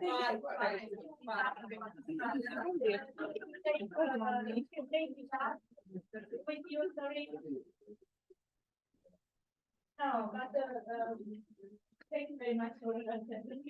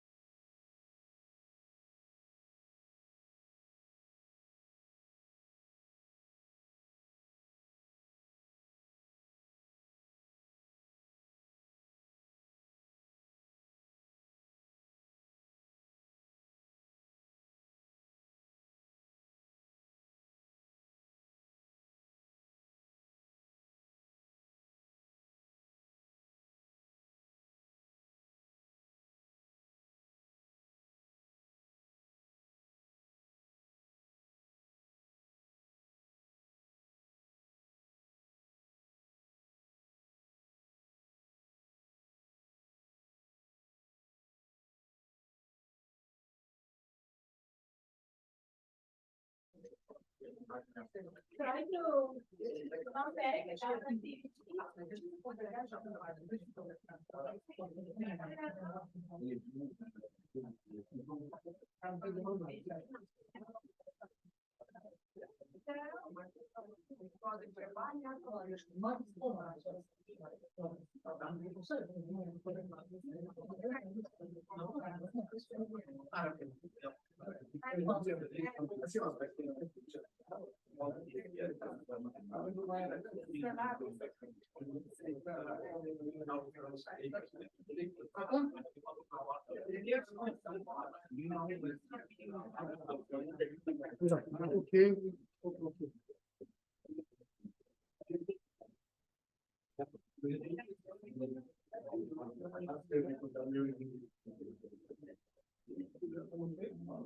Okay, so in the next session of keynote speakers, we will move forward to the national keynote speakers. We have here six national keynote speakers. So thank you very much for being here. And first, the keynote speaker, the national keynote speaker, I'd like to present Anca Adriana Kuzmir, which is Chief Commissar in Romanian Police. More exactly, Police Chief Superintendent, Head of Research Department, Institute of Crime Research and Prevention, Romanian Police. Thank you very much for doing such a long way from Bucharest to be here with us. And thank you very much for your support on behalf of the Romanian National Police. Thank you very much, and the floor is yours. Thank you. I know we are late, and I promise to be brief, but allow me to steal 5 seconds to congratulate Professor Achim and to wish her all good luck for the future project that I'm sure are going to be as interesting as the current one. So I'm now representing today here the work of the Institute of Crime Research and Prevention. We are actually a directorate within Romanian General Police headquarters. We don't deal exclusively or even specifically with financial crimes. However, we approach them whenever it's considered necessary, since our role is to provide the information needed in order to improve our work. We are two compartments at the research department, one that is dealing with the criminological studies and one that approaches police community relationship. I will talk now briefly, as I promised, about extended confiscation. And I will try to present some of the results that we carried on, that we reached within our study of 2022.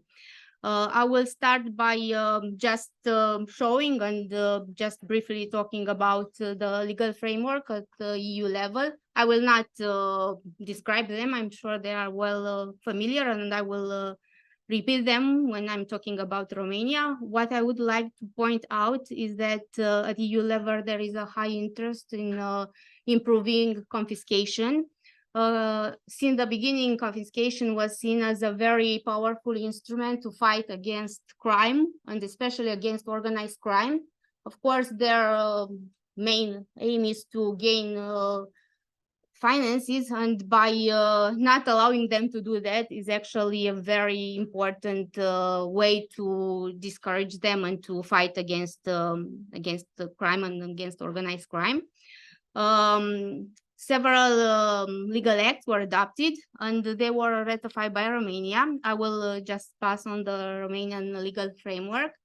For the first time, we talked about extended confiscation in 2012, when a council decision was transposed in Romania.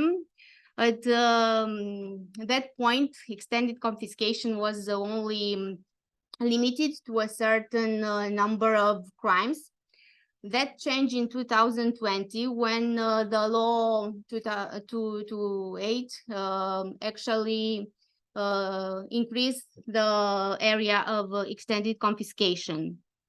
What is important to mention is that at EU level, an evaluation made on the directive and on the council framework on asset recovery offices show that actually there is still a very low degree of implementation of the confiscation. So it was raised the question, why exactly, despite all these legal documents and all the efforts, we still don't reach the point that we intended. Actually, there are some sources that say that at the EU level, we lose about $20 million euros every year due to the fact that we do not manage to confiscate the illicit assets of the criminals.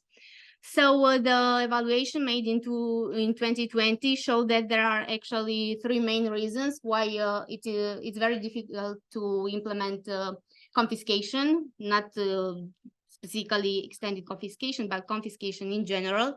And actually, because it is those three main reasons are because it's very difficult for the legal authorities to identify, trace, and freeze the illicit assets of the criminals, because also there is a difficult asset management procedure that discourage the states to initiate the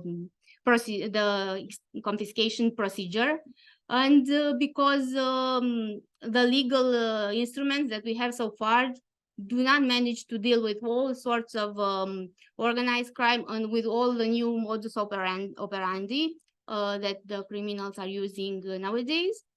And a specific point that I will later link to our case is that, for example, it was pointed out within this evaluation that the national authorities have a very difficult or even don't have access to a lot of legal bases that would actually allow them to document and to prove that some of the assets that the criminals do have are came from criminal activity. And due to that evaluation, a new amendment on the legal documents was proposed last year in 2020. It is currently, as far as I know, in debate and will probably be approved this year or the next year. Just to point out about Romania, in our legal code, we do have special confiscation, or what we would call regular confiscation, and the extended confiscation. I will just point out some of the characteristics of the extended confiscation. It applies to criminal offices when they are punishable by deprivation of liberty of at least 4 years or more. In contradiction with special confiscation, it applies to criminals that were convicted, and the court must form a conviction that the assets in question come from criminal activities. However, it is important to point out that this conviction can only be based or can also be based on the difference or the discrepancy between the legal income of the person and their wealth, their fortune, their spendings. And it is also important to point out that it takes in consideration assets that were received, earned in a period of 5 years before the commission of the crime, and sometimes it can be prolonged until the moment when the court issues a notification. It also can be ordered on assets transferred to third parties, with the condition that that third party knows or should know that the goal of this transfer is actually to hide the provenience, the illicit provenience of the assets. As I mentioned, in contradiction with special confiscation, the assets that can be confiscated can come from an offense that is different than the one for which the person was convicted. In regard to our case in Romania, we are quite similar to Europe. It's still implemented on a frequency. It is mainly adopted in cases of trafficking in person, drug trafficking, mainly big organized crime. And in this regard, we can make a distinction between the work and the activity of local criminal groups that are sometimes more specialized or only deal with one type of a crime, and big or complex criminal groups that activate on a larger scale and are actually involved in more criminal activities. So in this case, it's a very useful instrument that you can convict them for an offense, but you can also confiscate the assets that come from other criminal activities, even if it's not, if the authorities are not able to prove that they also are involved in the other types of criminal activities. Now, as mentioned in regard to EU level, also in Romania, it's very difficult to gather information and to document the work of the criminals. Of course, they don't keep the assets on their name. They usually transfer them to other person that also transfer to another person. And of course, they go all the way, not only in Romania, but also in other states, they transfer their money. And from this point of view, it is a very difficult job for legal authorities to document this transfer of money in countries where there is not a good with whom we do not have a good cooperation, because it's very difficult to receive data from that point. And it's also, as it was mentioned for you in general, a very important factor that it's difficult to implement this instrument. Also, it takes time. We must take in consideration that there is a necessity to have a fast or at least a decent legal procedure, and all this activity to gather information and evidence, it takes a lot of time, and it actually leads to prolonging the time of the process. Let's not say that it will end up in expirating the date of the crime is that the offender can be punished for. But however, it is important to keep in mind that this procedure should be shorter in order to make the justice process as equitable for everybody. Also, it's considered a little risky because you can gather information, but you can try to gather, but in the end, it might not end up with the result that you intended, and it will actually only go to prolonging the time. And in addition to that, it always must be done cost-benefit analysis, because it's important to send the case in court and to have a conviction, even for one type of offense, rather than gathering information and prolonging this time of judging. In regard to confiscation objects, in Romania, we had cases when mobile assets or buildings were jewelry were confiscated. But also in this case, also it is important to mention that, for example, in case of some assets, it's very difficult or not very efficient, let's say, to confiscate them. For example, in case of IT equipment, their value decreases with time. So if the offender bought an EU technique like 5 years ago, Today, if you want to confiscate them, you will not be able to recover actually the amount of money they were able to use at that point. And also in case of perishable, in case of fruits, vegetables that come from an perishable assets, it's very difficult to confiscate them because it raises the same question: where exactly you can deposit them, freeze them until you will be able to actually recover money from them. Also in Romania, it was pointed out that it's difficult for police and other law authorities to access certain databases that will ease their work. For example, it's difficult to have access to databases about the buildings or the grounds that the person has.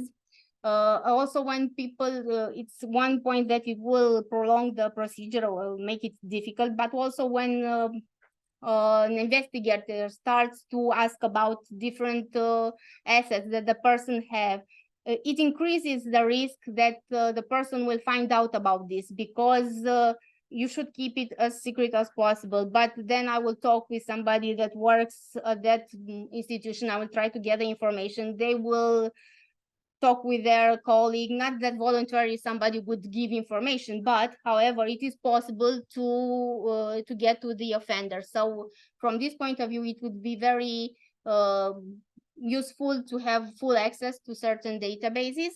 What's important is that in the last years in Romania, the collaboration between institutions improved a lot. And also from our point of view, from the police point of view, we benefited from trains from ANABI that allowed our investigators to become more specialized.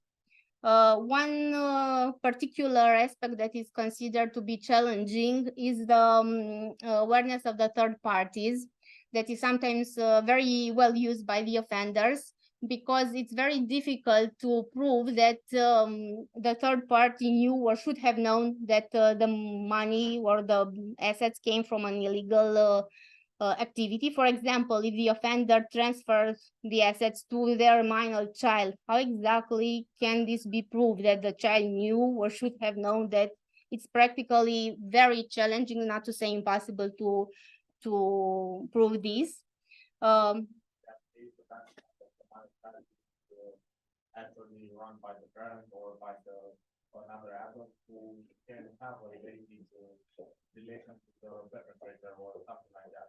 Yes, but it talking about database, the other we do have a database that allows us to identify assets of perpetrators, and we are using quite a lot of information from that database now on, and I would also like to add something to your presentation about the captivation crime, because we are talking about financial crime right now.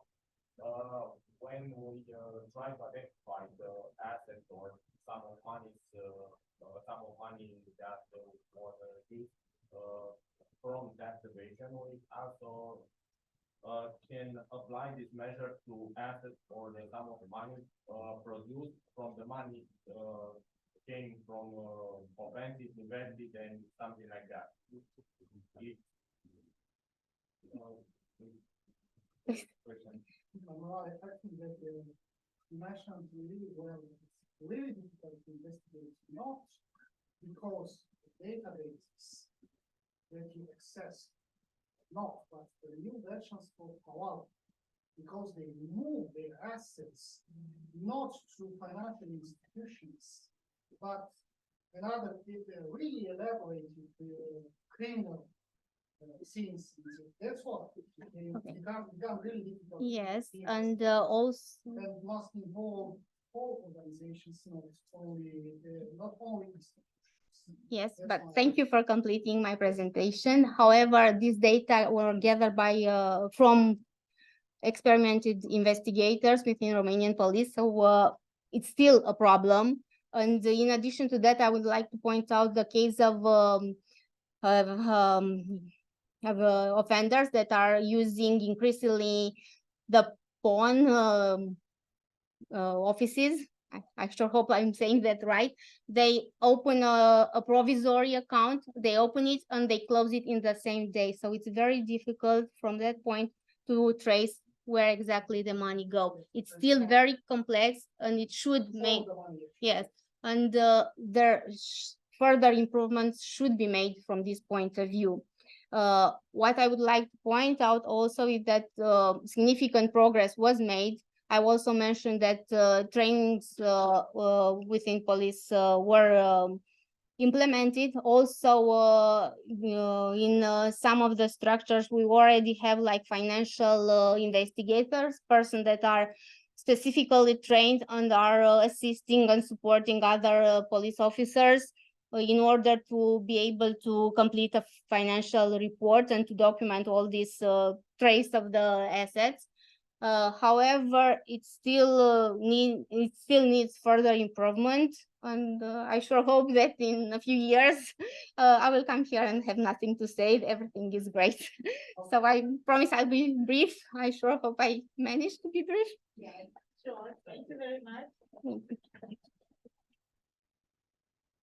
Monica, can I ask a question? Yeah. Just, this is out of curiosity. So, that the cryptos and everything, the new dimension of money laundering and financial crime. Do you in Romania had any such incidents where, there such a crime was, criminalized or where the use of cryptos were involved and, they were. We do have a specific department that deals with that. I will not be able to respond to you right now, but I will get to you and I will try to ask today about this information. Good evening. Yes, I'm This is for you in the time, at the time of our. Very carefully. Yeah. Thank you very much. Thank you very much. Okay. So, respectă programul.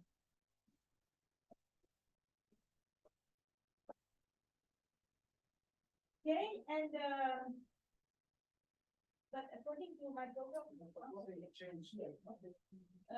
okay.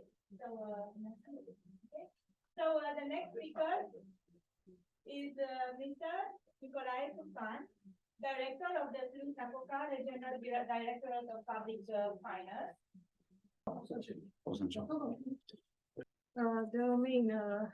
The main subject discussed in the agenda of the presentation is about the presentation of the revenues. Efficiency of collecting taxes. Yes. Okay. Selecting the contributions and effecting the fiscal inspection. And some examples regarding the subject of the presentation. And a final conclusion.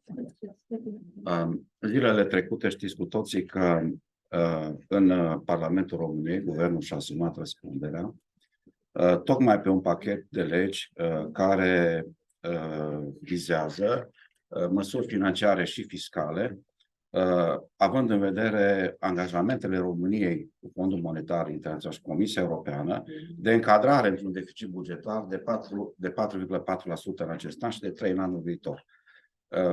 Până în luna iunie, deficitul era undeva de 2,3%. Neatingerea acestor ținte de deficit ar însemna pierderi însemnate pentru România, pentru că România urmează să tragă prin PNRR și alte programe aproximativ 75 de miliarde de euro de la Uniunea Europeană. Very short. We are talking about the Romanian policy of the government and the distribution of the revenues between the categories. Yes, and about the recent regulatory within Romania regarding the fiscal law in order to cover the big deficit of Romania. Prin legea care s-a adoptat în urmă cu 2 zile, s-au introdus o serie de impozite noi pentru acoperirea acestui deficit, cum ar fi un impozit de 0,5% pe vânzarea de țiței și gaze, de 2% pe cifra de afaceri a băncilor stabilită conform conform dispozițiilor legale, pe cifra de afacere a corporațiilor străine care au un venit de peste 50 de milioane de lei anual, de 1%, sau, deci aici e o condiție cumulativă, ori 16%, ori, dacă suma este mai mare, 1% din cifra de afaceri. S-au luat și măsuri de reducere a cheltuielilor bugetare, în sensul că bugetarele s-au tăiat prin vouchere de vacanță până la un anumit plafon la venituri de 8.000 de lei. Au fost eliminate o serie de funcții publice, ca cea de șef de birou, iar toate posturile vacante care sunt bugetate pe acest an vor fi reduse. Sigur, cu unele excepții, la primării reducerea este de doar 10%. With the most recent measures implemented in The recent law, since 2 days, only 2 days, yes. We have some measures like cutting some jobs, like Holiday vouchers. yeah, reaching to a top level some imposed rates. Veniturile realizate de ANAF, am luat semestru pentru că datele să fie comparabile. Am discutat de deficitul pe semestrul 1 2023. Atunci am luat pentru comparabilitate datele pe semestru 1 2020, 2021, 2022. În 2022 ANAF-ul a încasat 179 de miliarde de lei față de 146 în 2020. Pe structură, 64% reprezintă bugetul de stat, bugetul asigurărilor sociale 23%, 11% bugetul Fondului Național de Asigurări de Sănătate, iar bugetul asigurări pentru șomaj 11%.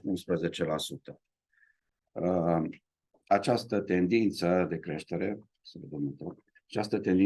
se manifestă și în 2023, unde încasările în primul semestru sunt mai mari cu 14 miliarde, ceea ce reprezintă 13,74% față de semestrul 1 al anului 2022.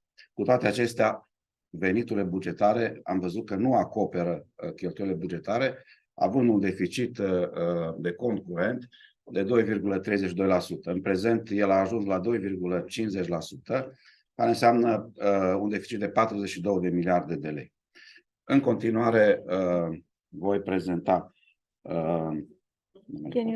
So the current account deficit is somewhere in between 2.25 or 2.5%, because unfortunately the revenues collected throughout the budget do not cover the expenditures. You may see the budgetary revenues, the collected gross budgetary revenues collected for the first semester of 2023 as having increased with 13.74%, while the net collected budgetary revenues out of 15.06 billion lei, that's an 8.83% increase. O noutate care a apărut anul acesta este legată de selectarea contribuabilor și efectuarea inspecției fiscale, în sensul că fiscul, în urma riscurilor fiscale pe care le stabilește pentru un contribuabil, este obligat să trimită o notificare în care pune în vedere ca în 30 de zile să își actualizeze situația fiscală, făcând plățile către bugetul de stat. Dacă acest lucru nu se întâmplă, este urmat de o inspecție fiscală. Și asta este o măsură legislativă care să creeze un plus de venituri într-un mod operativ la bugetul statului. There's a new regulation going on throughout which the National Fiscal Administration notifies the taxpayers and they have 30 days ahead in order to pay their taxes. This is supposed to help on the short and long term by increasing the collected taxes. Yeah, Am să vă prezint câteva spețe din activitatea, studii de caz, cum se spune, din activitatea practică și am să încep, ca să vă dau câteva exemple, să vedeți cam de unde provin diferențele de impozite și taxe pe care fiscul le stabilește. Și o să mă refer mai întâi la TVA. E vorba, de exemplu, de o factură de vânzare către o societate din Germania, identificată prin cod valabil de TVA de 1.700.000 de euro.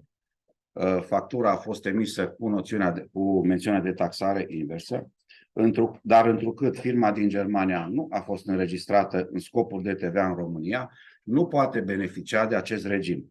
Prin urmare, a fost impozitată cu cotă de 19% la TVA.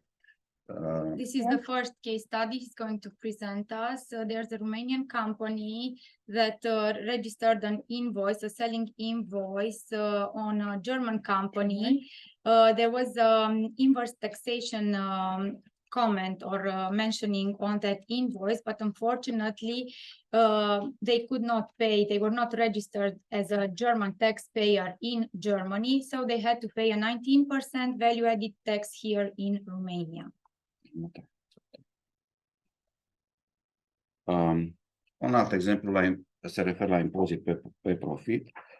Societatea înregistrează contravalori de achiziții din Elveția a două facturi mari, una de 90.000 de euro și alta de 25.000 de euro, fără a putea justifica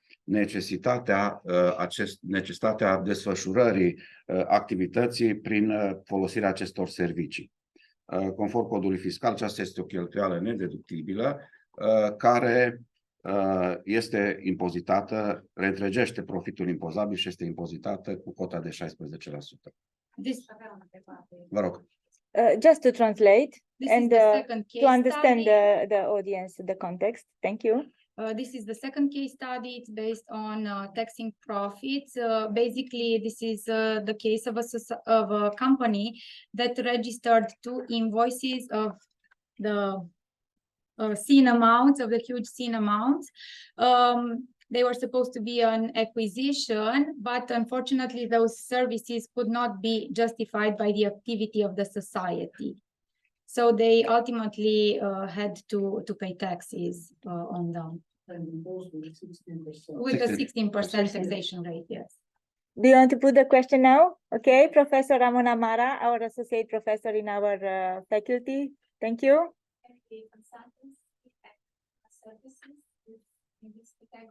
Yes. Yes. Service management. Yeah. Yes. I can. Yes. Okay.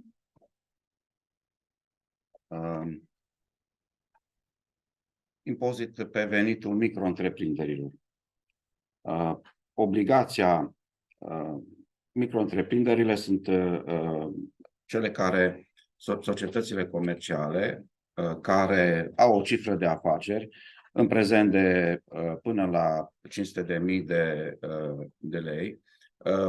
Înainte, cifra de afaceri era între 500.000 și 1.000.000 de euro. Deci acum baza a scăzut foarte tare, dar pentru că o micro-întreprindere nu avea salariați la sfârșitul anului, cota nu este de 1%, sunt două cote, de 1 și de 3%.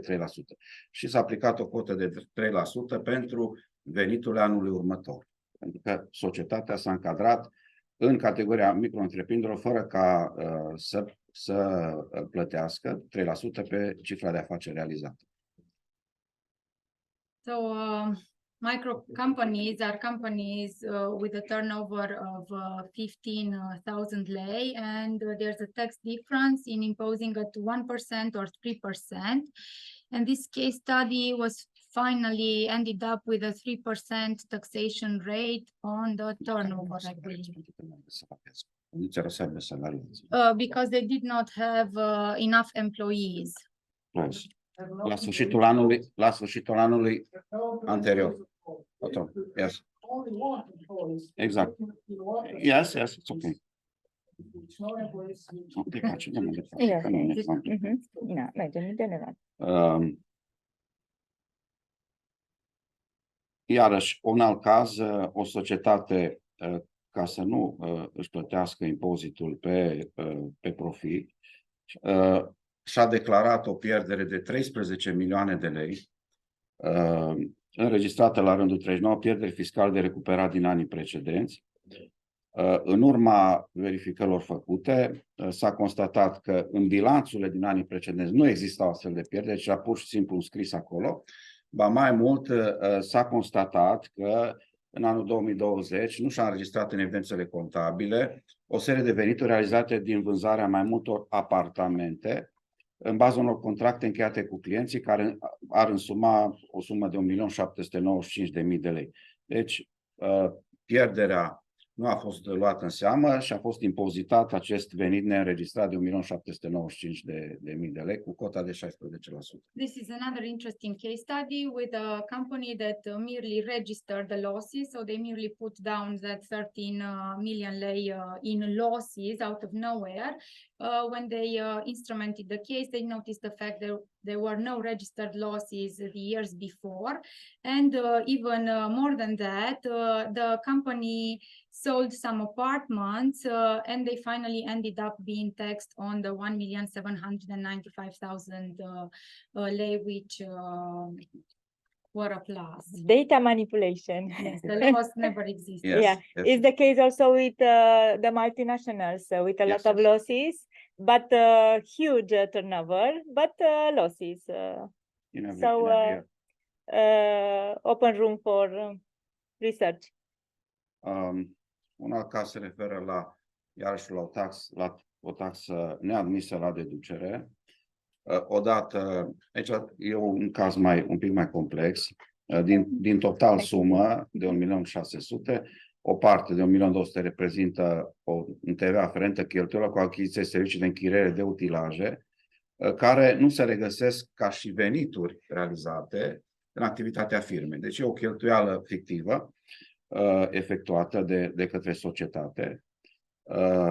De asemenea, este un TVA neadmis de 156.000 la deducere, care reprezintă o limitare la 50% a dreptului de deducere a TVA, aferent leasing-ul unor vehicule care nu sunt utilizate în scopul desfășurării activității firmei. Deci, This is another case legea study. te lasă să-ți poți deduce TVA, dar doar 50% dacă nu demonstrezi că activitatea, mașina ți necesară pentru scopul activității. Dacă te plimbi cu mașina, mi se pare normal să nu existe deloc, dar legiuitorul a lăsat această This is another case study of the VAT tax, which was not admitted as being exempted from taxation. And the sources are different. One of them being the use of the car in leasing. The leasing car for own purposes, not for the purpose of the company, the company's activities. And some fictive expenditure registered. Yes, again, expenses that never existed. Iarăși, s-au constatat venituri, adică venituri în conturile societății, fără ca societatea să emită facturi pentru clienți. Venituri înregistrate în avans, sume destul de mari, pentru care s-a colectat o taxă de 177.275 și s-a constatat că, de fapt, sunt sume încasate de la clienți pentru care nu s-au emis facturi. Emiterea facturilor înseamnă o colectare a TVA-ului, fiind plătitoare de TVA, și acest lucru s-a amânat. S-a amânat pe o perioadă mai îndelungată și... Banii au intrat sau au fost doar în avans? Banii au intrat. Okay. Veniturile registrate în avans înseamnă că nu sunt venituri, deci nu sunt purtătoare de TVA, impozit și așa mai departe. This is another case study of a company that registered some income that never took place. Okay. Yeah, but the transaction, economic transaction, realized, but without the registered invoices. So the invoices were not emitted. Ce s-a constatat după anul 2020, când a fost pandemia, evaziunea fiscală s-a mutat în mediul electronic. Acolo, prin simpla verificare a unor firme de curierat, s-a descoperit că, în general, persoanele fizice, dar și societăți au făcut tranzacții de ordinul zecilor de mii, o persoană vorbesc, sau o societate comercială, fără ca aceste venituri să fie înregistrate în evidența contabilă. Prin verificarea acestor firme de curierat am descoperit venituri însemnate la bugetul de stat, în care furnizorii au făcut livrări nenumărate către clienți din țară. Prin intermediul curierilor. The novelty brought along by the pandemic was that tax evasion moved online. Throughout the checkups performed on the parcel carriers, they were able to identify many packages that were delivered by the suppliers throughout the parcel deliveries. Ca și concluzii, vă rog.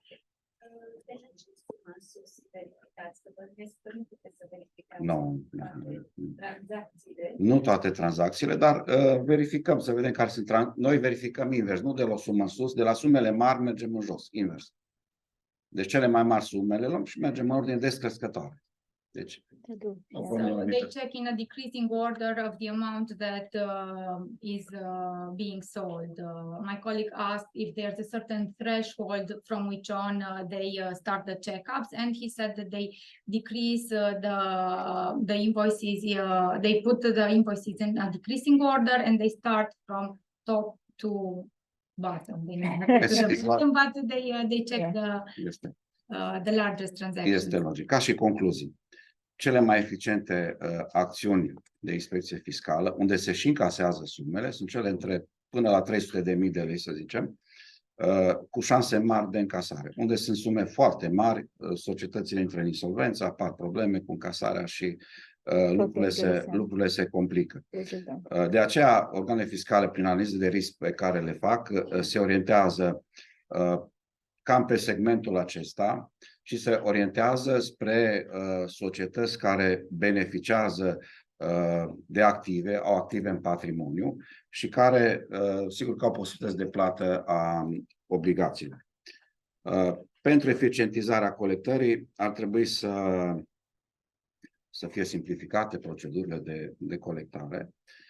Deocamdată, și în ceea ce privește executarea SRIT, această procedură se aplică tuturor contribuabililor, indiferent de suma pe care o datorează bugetului general consolidat.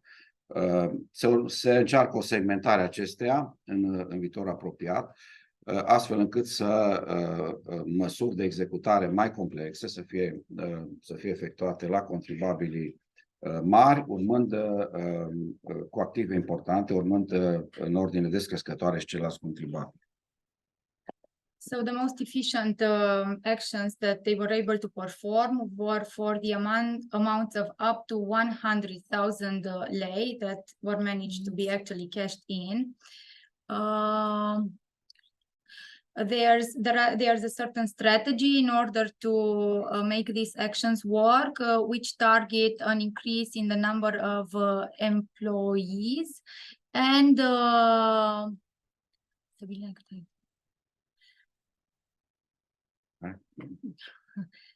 in order to have the economic agents taxed and make them pay make them pay their taxes ultimately. There's a huge potential of having the revenues cashed.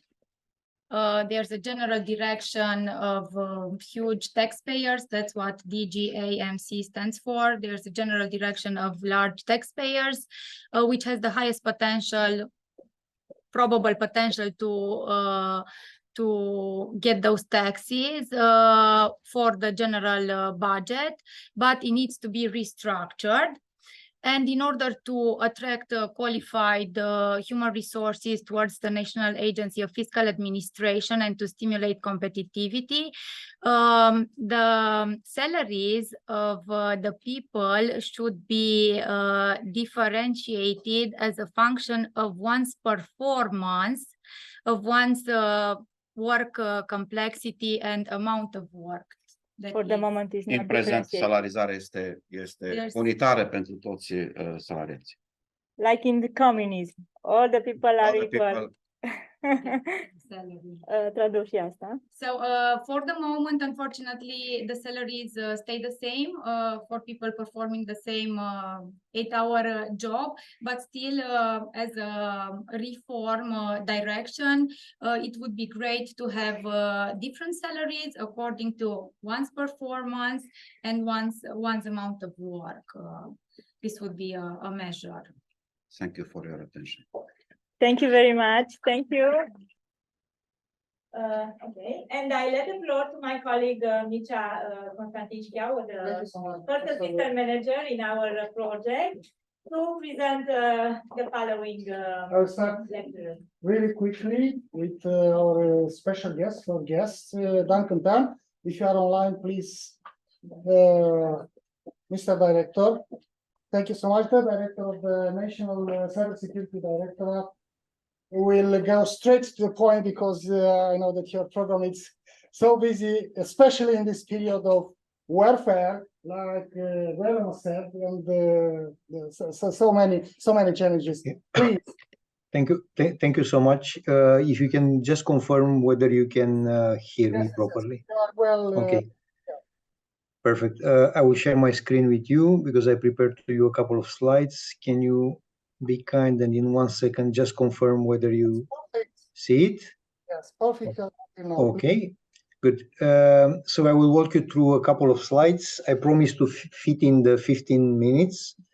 What I wanted to bring to this audience, and thank you so much for inviting me. I wanted to bring a view from the Romanian Directorate into cyber crime aspects. So basically, knowing that the Romanian Cyber Directorate is not a financial crime organization, it's a cyber-related one. We come across once in a while, nevertheless, on a couple of, let's say, aspects that brings together this cybersecurity, cyber threat, cyber attack, and financial related aspects. And I want to share with you my view and our view on those. We'll skip who I am and so on. I will ask the organizer to share the slides. You can use them without any restriction. In fact, it's only one restriction. Don't post them on internet, but you can distribute them and use them at will. Share them with any professional you wish, whether within your organization or externally. Just don't post them on the internet. So what we see at the Romanian Cyber Directorate, when we look at the big landscape, and in particular the Romanian one, but also European Union one, we know that it's a kind of proliferation of a variety of threats, one of the most serious being the one posed by cybercrime actors. And one conclusion we have at this time is that in terms of tackling the phenomenon, addressing it in a decisive manner, in all honesty, at this moment is still a lot of work to be done, a lot of effort to go on. And at this moment, despite quite a number of progresses and successes in this on this topic, Europe by itself still has insufficient capabilities and capacity to address those elements, and in particular related to cybercrime, because it's even more complex than certain categories of traditional cybersecurity-related attacks or incident types. So it's getting complex. The authorities are making quite a lot of progress, but they need to speed up, honestly, and they need to increase 2 times, 3 times, 4 times the effort, the budgets, the level of resources that they put forward in order to address the phenomenon. What we see, and this is based on information and intelligence we have at the level of the Romanian Cyber Directorate, when it comes to cybercrime actors, basically the most targeted industries in Romania, at least, healthcare, manufacturing, financial services, transportation, and I left the best at the end, the governmental sector. And I will come with a real life example from today that I wanted to show to you. So it's a mix of sectors that are targeted in a variety of ways, and how those cyber crime gangs pursue their malicious initiatives. In all honesty, it's really impressive in terms of diversity. I mean, they do anything from traditional scams and hacks to malicious code deployment, vandalism, cyber terrorism, all kind of online frauds you can imagine, defamation, spoofing, spam, etc. I'm not going to read all of them, but the message here is really, really getting very innovative in the negative sense, is getting supported by more and more tools, is getting supported by artificial intelligence, if you can believe it. And I will give you a very, very funny and simple example. Funny, it's not that funny, but I find it funny. An example of today. Look, this morning, I got notified by our colleagues from ANAF, the fiscal authority, regarding one notification that it's using and misusing the brand, the name, the logo of the Romanian Cyber Directorate and of Europol as well. So, of course, it's a mail that, as you can see on the screen, coming from a compromised account from Sorbonne University, pretty well written in Romania with some help from AI, probably, because compared with 1 year, 2 years ago, the text is getting better and better and looks more and more real. But the funny part is that at least this time they got the logo of the Romanian Cyber Directorate correct, because 6 months ago, exactly the same text, exactly the same kind of fraud attempt was misusing even the logo of the organization. So long story short, for the ones that are Romanians, you can read it. It's the famous or infamous police inspector George Alexandru Mihaiță, same name like I think like the actor, that it's threatening the user, the target, the potential victim, with disclosure of some information on cyber pornography. I'm wondering myself, what is that cyber pornography? I'm very curious to find out. But anyway, exhibitionism, a couple of things. This is just the initial vector of the attack. So basically what they want to trigger a reaction from the user. They want the user to engage with the cybercrime gang, because in this case, it's a cybercrime gang. They are motivated by financial gains. So it's a very simple but effective technique, because they send this kind of mail to tens of thousands of users. So we know about this kind of attempts since about 1 year. It's extremely difficult to take it down, because they use new and other type of compromised email accounts in order to spread this kind of campaign. And you can imagine if 1% of the users start disclosing personal information, they pay a kind of ransom or something like that. Basically, this financial crime gang, they have a financial gain. Now, I say that I will leave the governmental and public sector at the end, and I wanted to share with you some very interesting statistics, not made by the directorate, but statistics and data and intelligence that we are using it on day-to-day basis. Actually, here on the screen, you can see an overview of the most popular types of cyber attacks in public sector, in European Union. And something very interesting that you may observe, and there are the arrows that I use.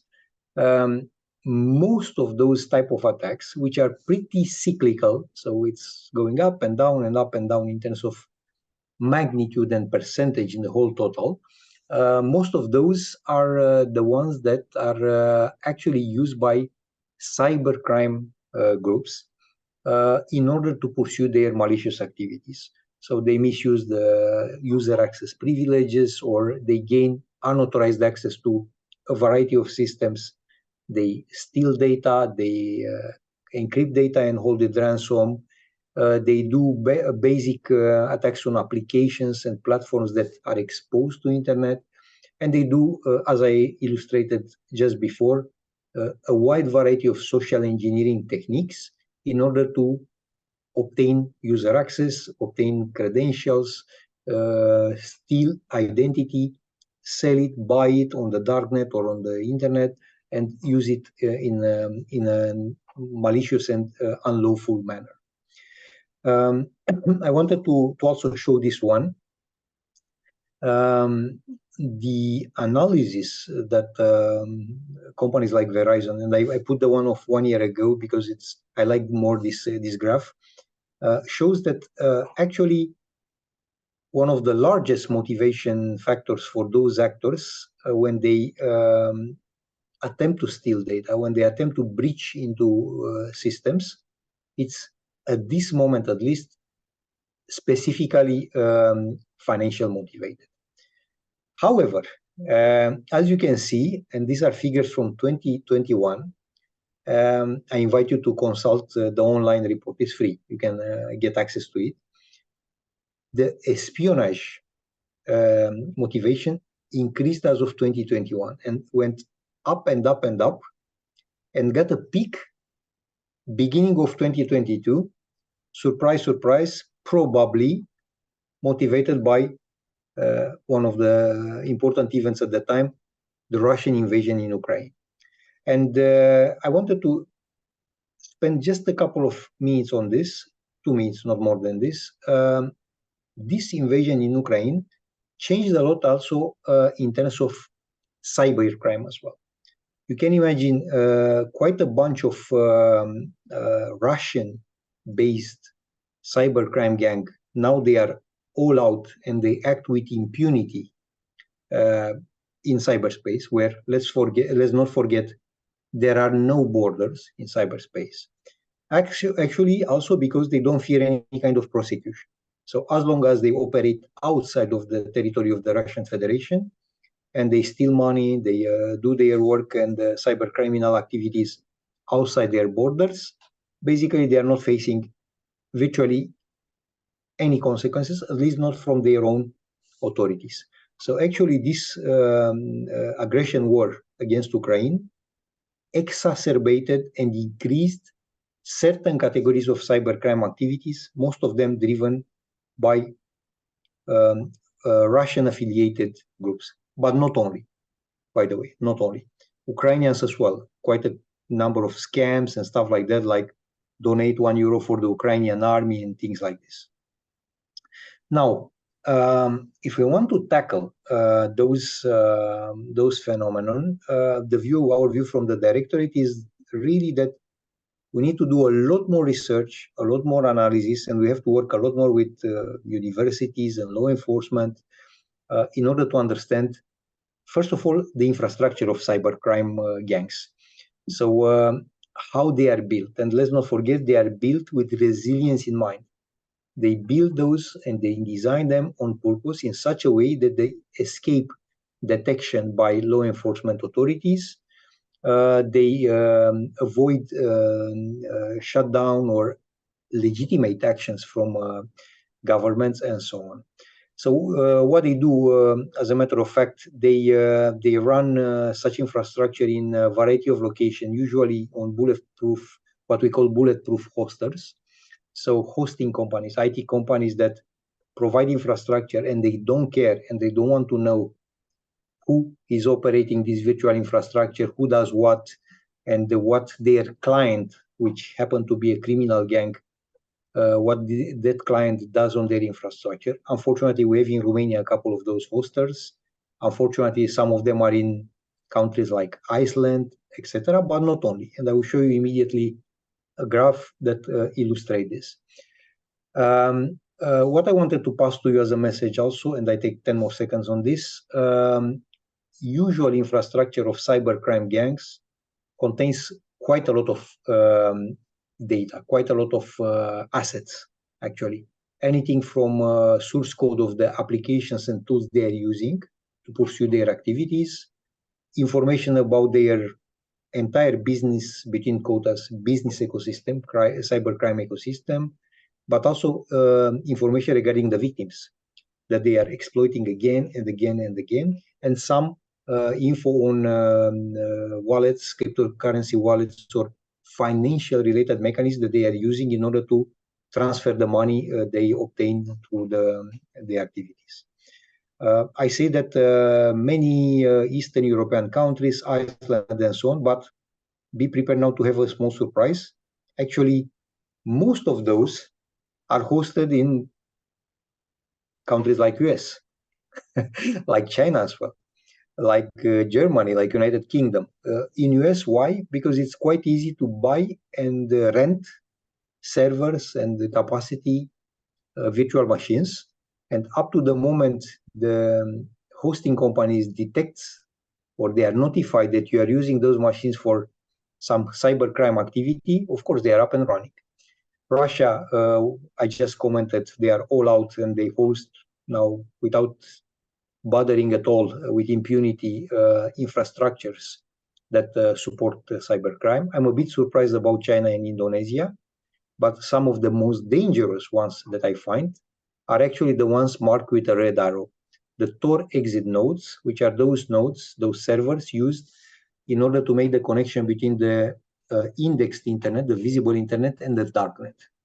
And why they are particularly dangerous and tricky is because, as you may know, the Tor nodes are used also by legitimate researchers, journalists that want to transfer, to access in anonymized manner information. So it's simply for protecting their own research work, their investigative journalism activities, etc. But it appears they are used more and more and more for illegitimate use, for criminal use as well.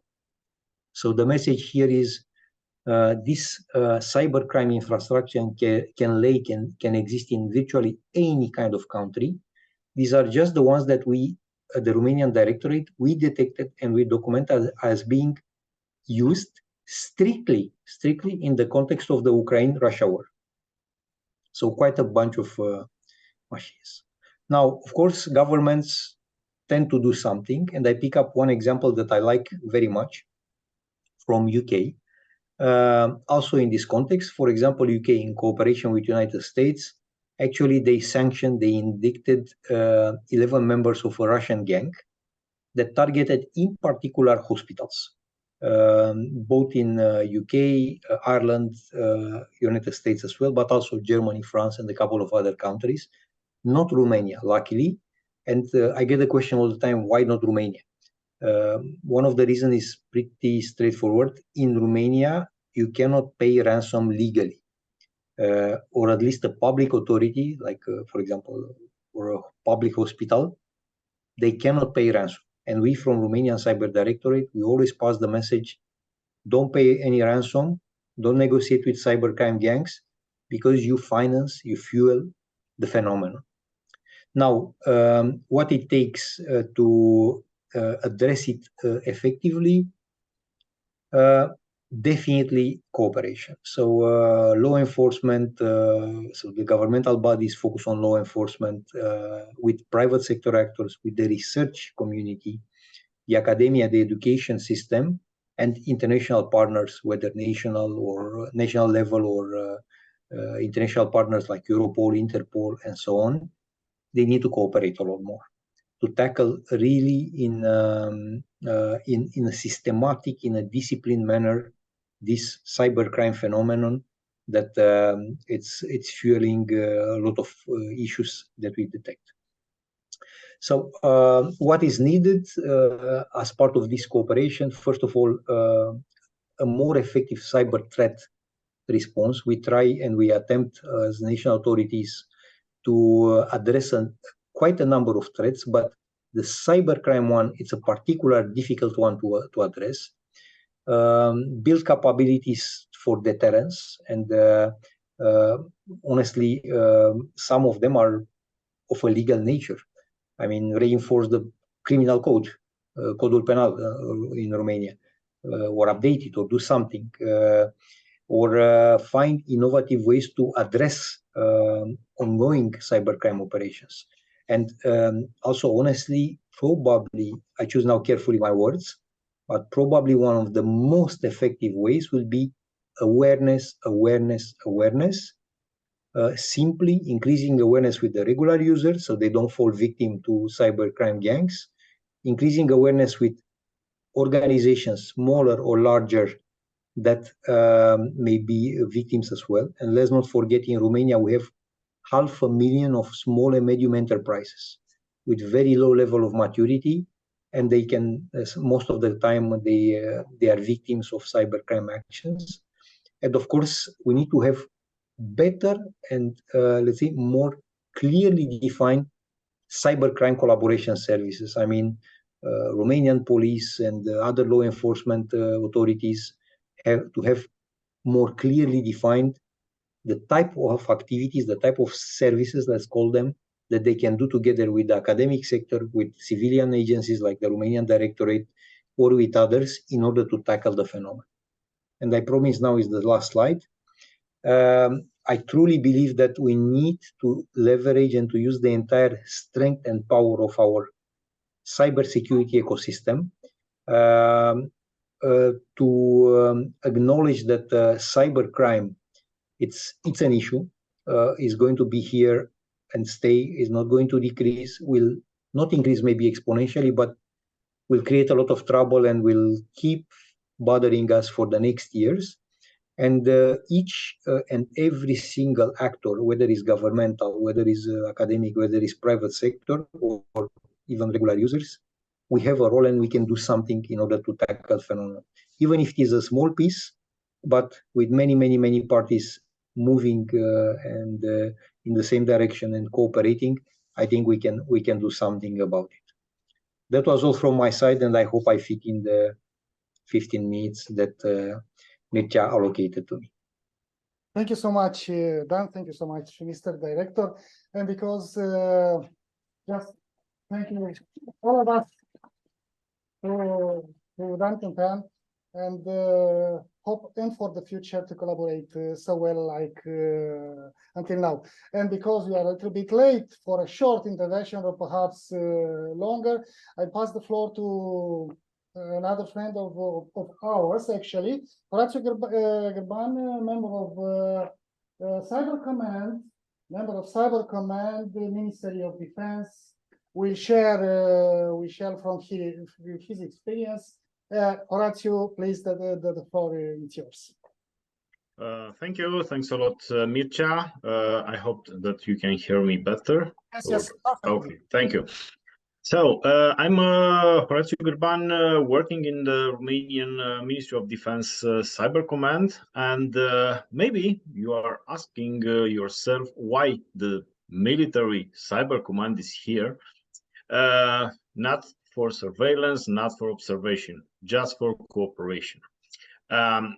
Together with Mircea, I can say, and Dan, and many other actors, we started to run different and interesting cooperation programs, which, in a way, I deeply believe that are improving a lot our awareness level and our preparedness. So I will come back to the Cyber Command. So we are, as any other, let's say, cyber actor, we are together in that cyberspace, in that cyber field, cyber domain, whatever you want to call it. There are no borders, no actors, no differentiations. There are no fences. Everyone is everywhere, and we are together there. So being there together, okay, let's say not fighting, but in a way, yes, we are fighting in that cyberspace. Fighting against. Yeah, because we are the authorities. We as you, Dan, and many others. Thank you so much. We are the authorities fighting against gangs, against whatever cyber crime and cyber operation you want to imagine. And now I slightly move to the cyber operations. yes, the Cyber Command, okay, it's not tasked to deal with cyber crime, with the financial part of the cyber crime, but it is tasked to deal with cyber operations. So in a way, we are looking, or at least we have a different view. We are looking on the phenomena. We are looking for different APTs, groups which are many years hidden in the networks. So APTs, we are looking for state actors, for big, let's say, gangs or big actors, and we are dealing with that. Coming from that point down, so digging down, each, let's say, operation, each cyber operation, it can be divided. It can be divided in espionage, so one part, or let's start different. It is divided with the objectives. There is an objective. I need some money from whatever institution or whatever government or company, or it doesn't matter. Or I want to shut down something. I don't know what, but it's not the matter. So I have an objective. Everything is starting with that objective. Then moving to accomplish, to so now I'm speaking from the point of view of an attacker. Moving to creating the operation. So they need to create an operation to achieve those objectives. First step is espionage. First step is to install some big hidden and undetectable pieces of code in the enemy's computers. Enemy, okay, I can say, but let's say adversary, it's better, into the adversary's computers. After that, they need to collect info, they need to extract info. This is one chunk. After they extract some info, they are preparing the next step, which is to build the weapon. Whatever you want to say. So it's a weapon to shut down something, it's a ransomware to encrypt your files and ask them for some money. It is another weapon, let's say another code to extract some credit card numbers, some account numbers, some phishing accounts to phishing, let's say, small campaigns against some companies to direct or redirect some money from different accounts to convince them to pay money in some other accounts. So everything is possible. Even now, if you are just searching over the internet, you will find big companies offering almost for free, for a small amount of money, shares, and they promise you that in 1 year you will become rich. Okay, a lot of people, let's say, bite this, and now they're complaining to the police departments and the financial sectors. They are complaining to the banks because they made some wire transfers. And if you do a transfer, that's it. It's done. You did it, nobody else. So that's the next step. So another step. Then it's the not launching. At least it's running the weapon, running the software, and you will achieve, or they will achieve, the objective. So there are the big, let's say, the big the big areas, and that's the reason we need to, as Dan said before, as Mircea said before, we need to cooperate, because financial sector it's one, but the operation is different. There are some other let's say sectors involved: law enforcement, financial sector, national security directorate, intelligence sector, and so on. And in a way, we try to collect all of this info and to, let's say, embed in one, let's say, big knowledge. And in that moment, you can say that you have some intelligence, or you got some intelligence from an operation, and you understand in that moment what an actor could do, or which are his its capabilities. Then you will know what to expect in the next operation, because we'll never stop. This will never stop. And as Dan said before, let's cooperate. That's the reason we are here. Every institution was tasked in a way with some attribution, with some competence domains, but without working together, without doing the things together, educating our let's say experts together, because my expert in something, they need to know how the financial sector is working, or how the police in a way it's working, and or they need some pieces from each one. And yeah, without cooperation we are lost in the cyberspace. Thanks a lot for inviting me here. I need to run at 2 o'clock into another working group. Mircea, thank you for the invitation, and congratulations for this project. From my point of view, it was a really nice achievement, a really good achievement, and I'm really happy that I was invited in some parts to deliver my or let's say it was not only mine, our expertise. Yes, thank you for everything, and good luck. Okay, thank you. Okay, we'll pass the floor really quickly back to the financial sector. I just want confirmation that Florin Andrei is online. Florin? Okay, if Florin Andrei, which is risk control director, is not online, we'll come back after Marius, after our colleague Marius Stâncan will present.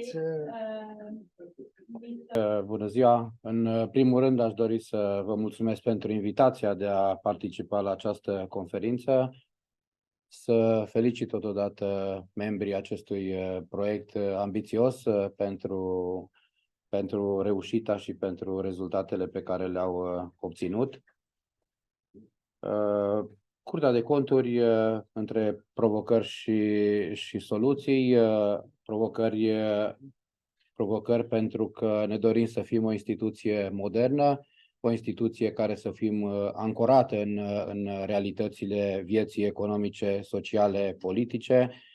Așa cum au menționat antevorbitorii, criminalitatea, frauda s-a translatat din zona clasică în zona comerțului electronic, în zona cibernetică, așa că și instituția Curții de Conturi dorește să se modernizeze, motiv pentru care se află într-un amplu proces de modernizare și transformare.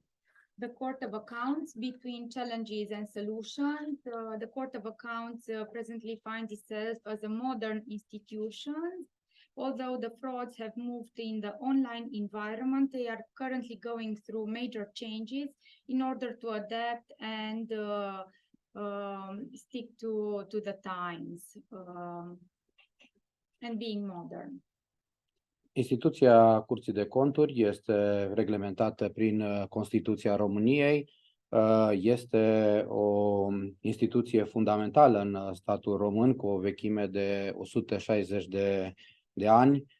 Interesul manifestat de către cetățeni, de către autoritățile publice pentru utilizarea cât mai corectă, eficientă a fondurilor publice este susținută de către Curtea de Conturi prin rolul său de auditor extern al politicilor, al finanțelor publice românești.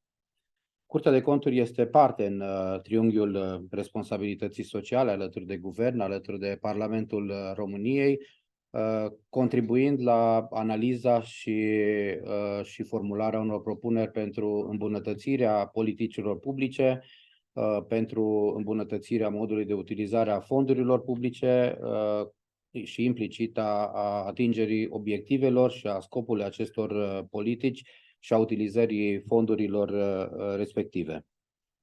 The importance of the institution resides in the fact that it finds itself as a fundamental institution of Romania.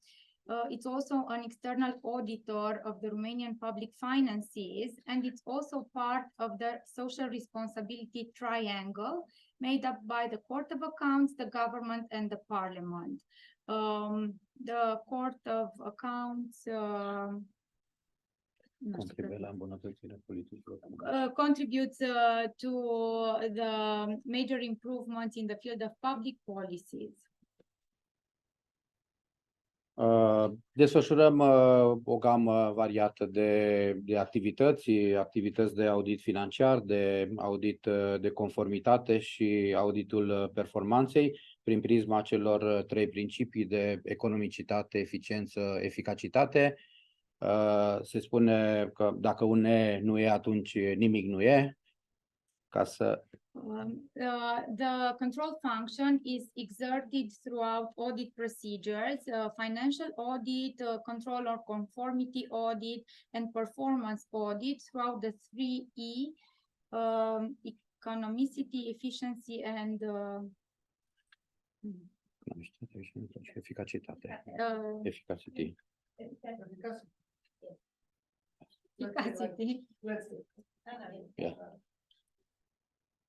Curtea de Conturi este într-un amplu proces de modernizare și transformare instituțională. Zilele acestea s-a marcat finalizarea unui proiect amplu de modernizare în cadrul proiectului operațional Capacitate Administrativă, proiect cu o valoare de peste 6 milioane de euro, în care fundamentale sunt ideea de a construi încrederea, de a audita pentru cetățean, astfel încât să se recâștige încrederea cetățeanului în instituția Curții de Conturi și în celelalte instituții și autorități ale statului român. So the Court of Accounts currently undergoes a modernizing process that transforms the institution, acting for its citizens. They have a 6 million lei project currently euro 6 million euro project implemented right now.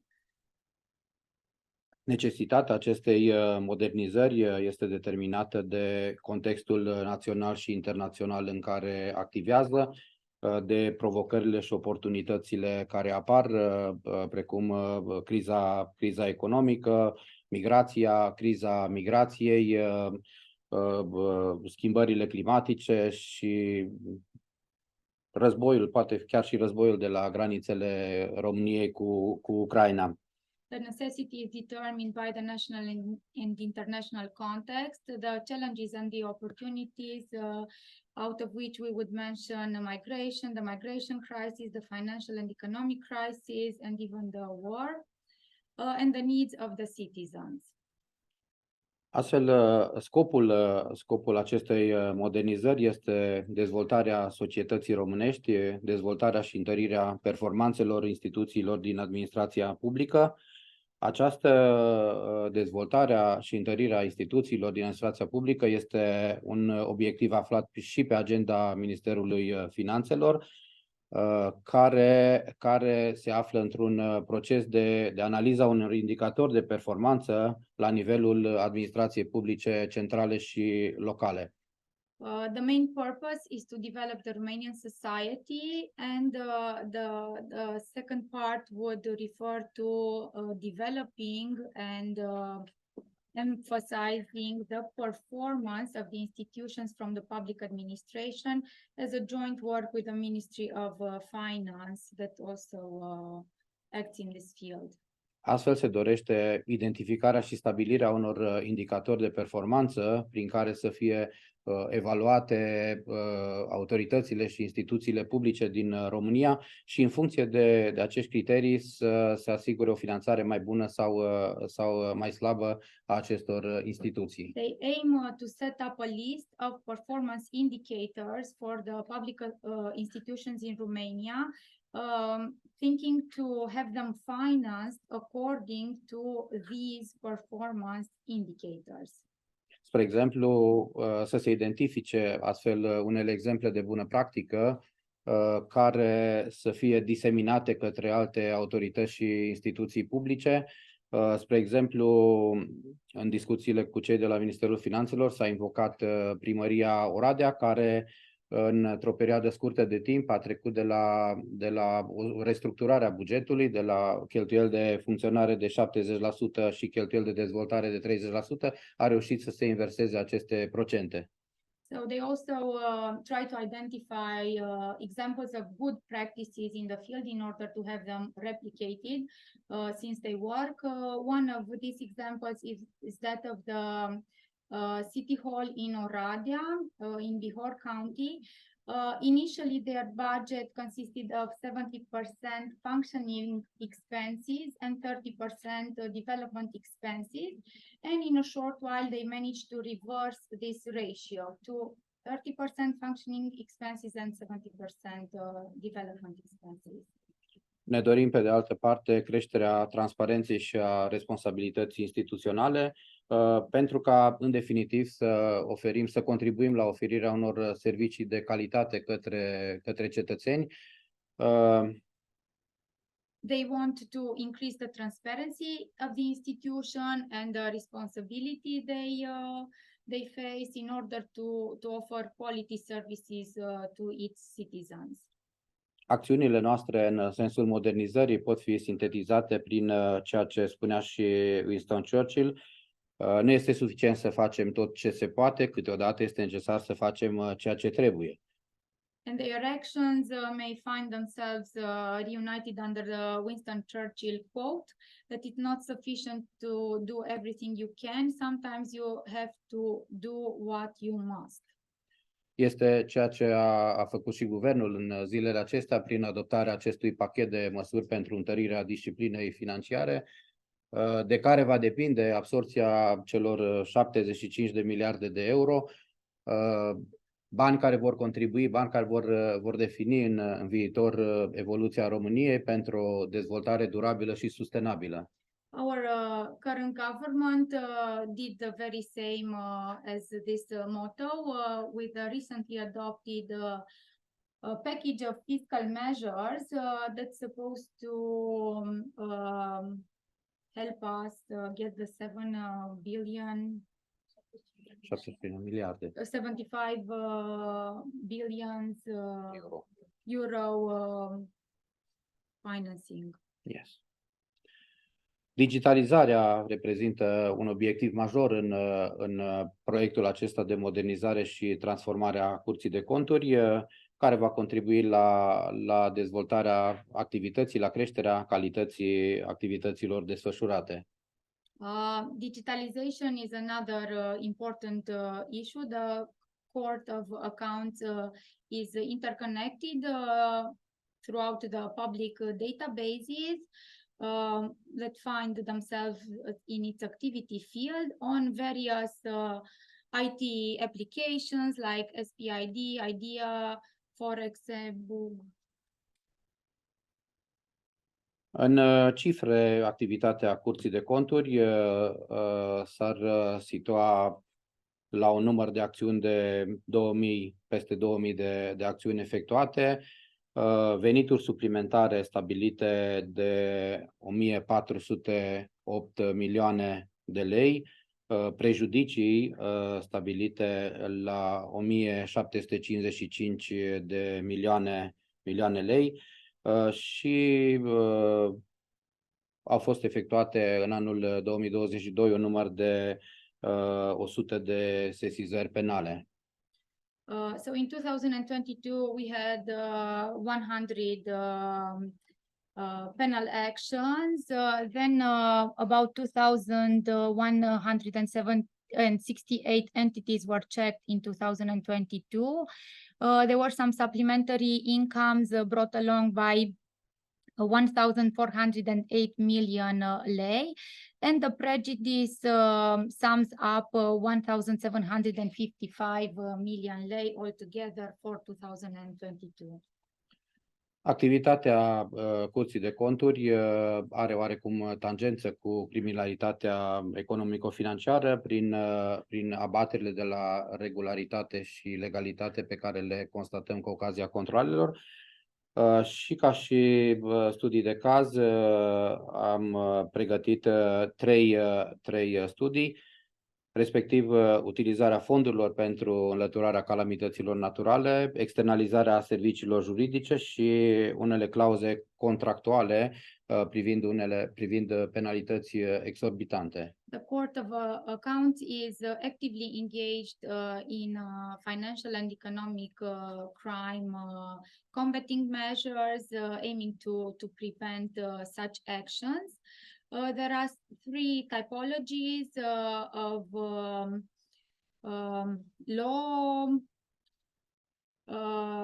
failures, so to say, and we are going to see three case studies. Let's start with the first one. The first one.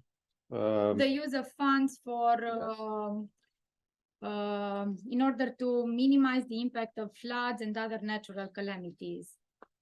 Da, sintetic, când plouă, pentru unii plouă cu bani și știu să profite de aceste fenomene naturale pentru a face bani. This is a good joke, I have to translate it. He said that sometimes when it rains, for some people it rains with money and they know how to make the most of this rain, so to say. Datorită faptului că acest domeniu este slab reglementat, nu există norme care să stabilească modul de evaluare a calamităților, a lucrărilor care se impun pentru eliminarea efectelor acestora. Spre exemplu, în cadrul unei unități, Comisia Locală pentru Situații de Urgență a evaluat calamitatea infrastructurii rutiere la 3 km, în timp ce Comisia Județeană a stabilit că s-au calamitat 30 de kilometri. E o diferență oarecum semnificativă între cele două. So unfortunately, this domain of natural calamities is poorly regulated. There are no well-set norms that establish how to evaluate a natural calamity, and the works that need to be done in order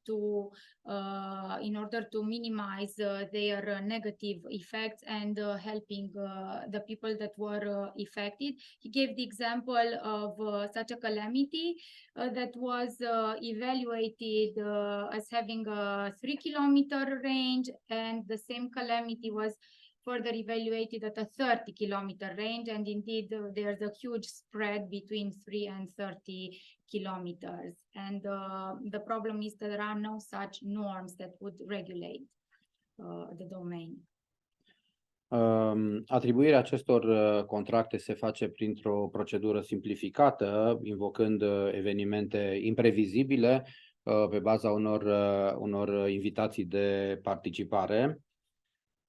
Spre exemplu, am avut o situație în care valoarea lucrărilor, valoarea calamităților a fost estimată la 17,5 milioane de lei pentru refacerea unei infrastructuri de drumuri forestiere, drumuri comunale, decolmatări, poduri. Atribuirea s-a făcut către o asociere, s-a făcut în mod direct pe baza unor invitații de participare către o asociere de două societăți, din care una avea 2 salariați și una avea 5 salariați. So taking advantage of the fact that these events are unpredictable and need to be solved on the short term, these works are further distributed towards a certain supplier without initially publishing an announcement of interest or of participation. So this is the example of works of 17,519,000 lei that were almost directly attributed towards an association of two societies, one having 2 and the other one having 5 employees all together. So 7 people and that amount in order to